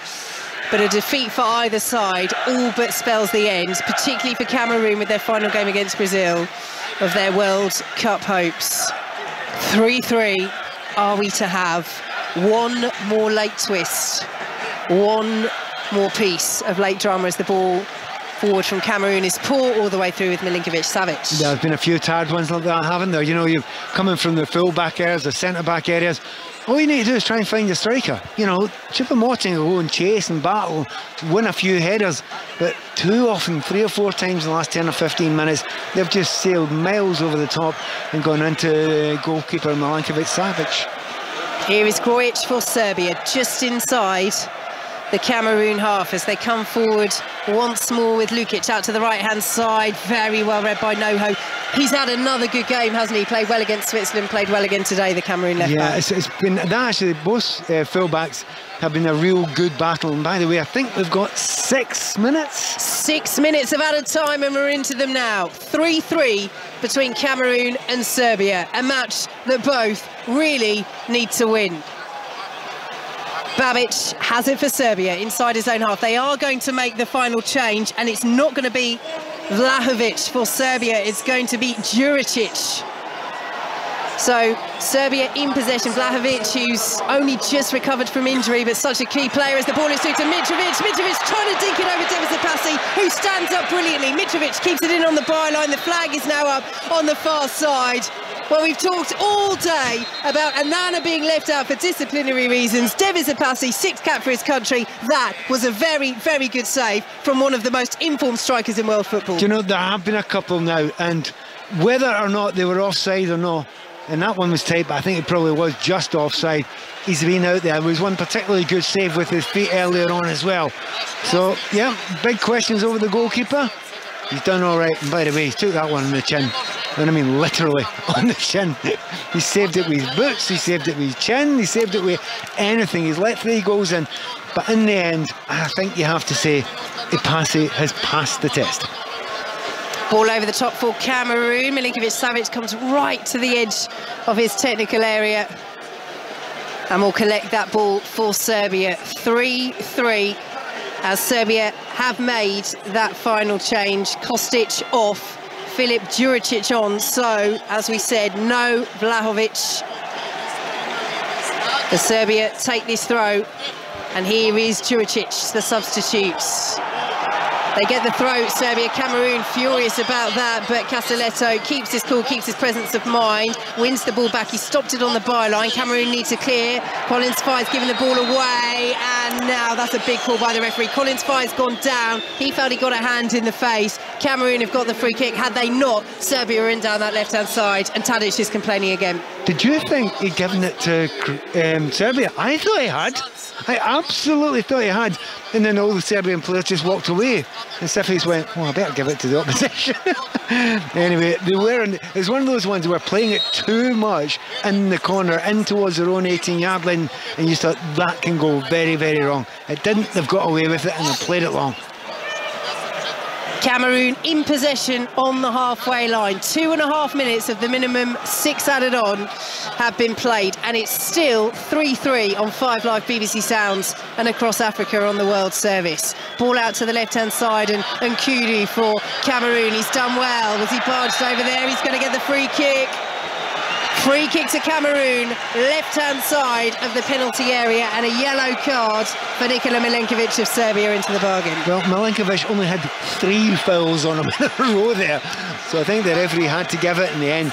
He looked tired, and that is one of the other things about this back line. I mean, they looked so comfortable at the start, but since they've been run, when they've changed the system, they're looking exhausted at the end of this game, and Milenkovic, he was no chance whatsoever that he was going to chase Nkudu there and going to beat Nkudu there for pace. But what a chance this gives, and they've got the big man up. So Nkudu and Basagog stand over this free kick for Cameroon. As Pat says, the big men are up from the back. Nkulu is there. Castelletto is there. I think the big strikers is a big thing as well. Eric Chupa Moting is there. They've got the height, Cameroon, as Nkulu and Basagog exchange words. What will they try from this? A two-player Serbia wall. The white shirts lined up near the penalty spot. It is Nkulu, and it's straight into the arms of Milinkovic-Savic. Well, it's one of those ones that's unlikely to score from there, but even Thibaut Courtois can lose goals from those sort of free kicks. It was from an angle, but there wasn't enough bend on it. The goalkeeper seen it all the way, and he hasn't done much wrong today. Goalkeeper, I'm talking about both goalkeepers before the game. Even though there have been 6 goals, I don't think any of them play badly. Yeah, you could perhaps question a Passi for the second Serbia goal, but we've seen both goalkeepers stand up well as Serbia go for distance. Grujic straight down the throat of Devis Passi. Yeah, if that one would have flown into the top corner, it would have just nailed it. It's been one of the great games of the World Cup, but again, it's not finished. Ball over the top for Cameroon, looking for Abubakar. It's cleared away by Serbia into the final minute of added time on 5 Live, BBC Sounds, and across Africa on the World Service. Tadic has gone down on the halfway line. No free kick given. Is there to be a final chance for Cameroon or for Serbia? Basagog's gone down. He wins the free kick just inside his own half. And it's another opportunity to try and put the ball in the box. I mean, it's a free kick. It's just about on the halfway line. But can they push that back line of Serbia further back? Actually, there's an angle to run into there if they just drop it in behind the centre-backs. He's pacing the technical area, Rigobert Song, the Cameroon manager, as is his counterpart, Dragan Stojkovic of Serbia, as Cameroon send the ball up towards the edge of the penalty area. It's cleared away by Serbia and Stefan Mitrovic. Here comes Umguet for Cameroon, out to the left-hand side.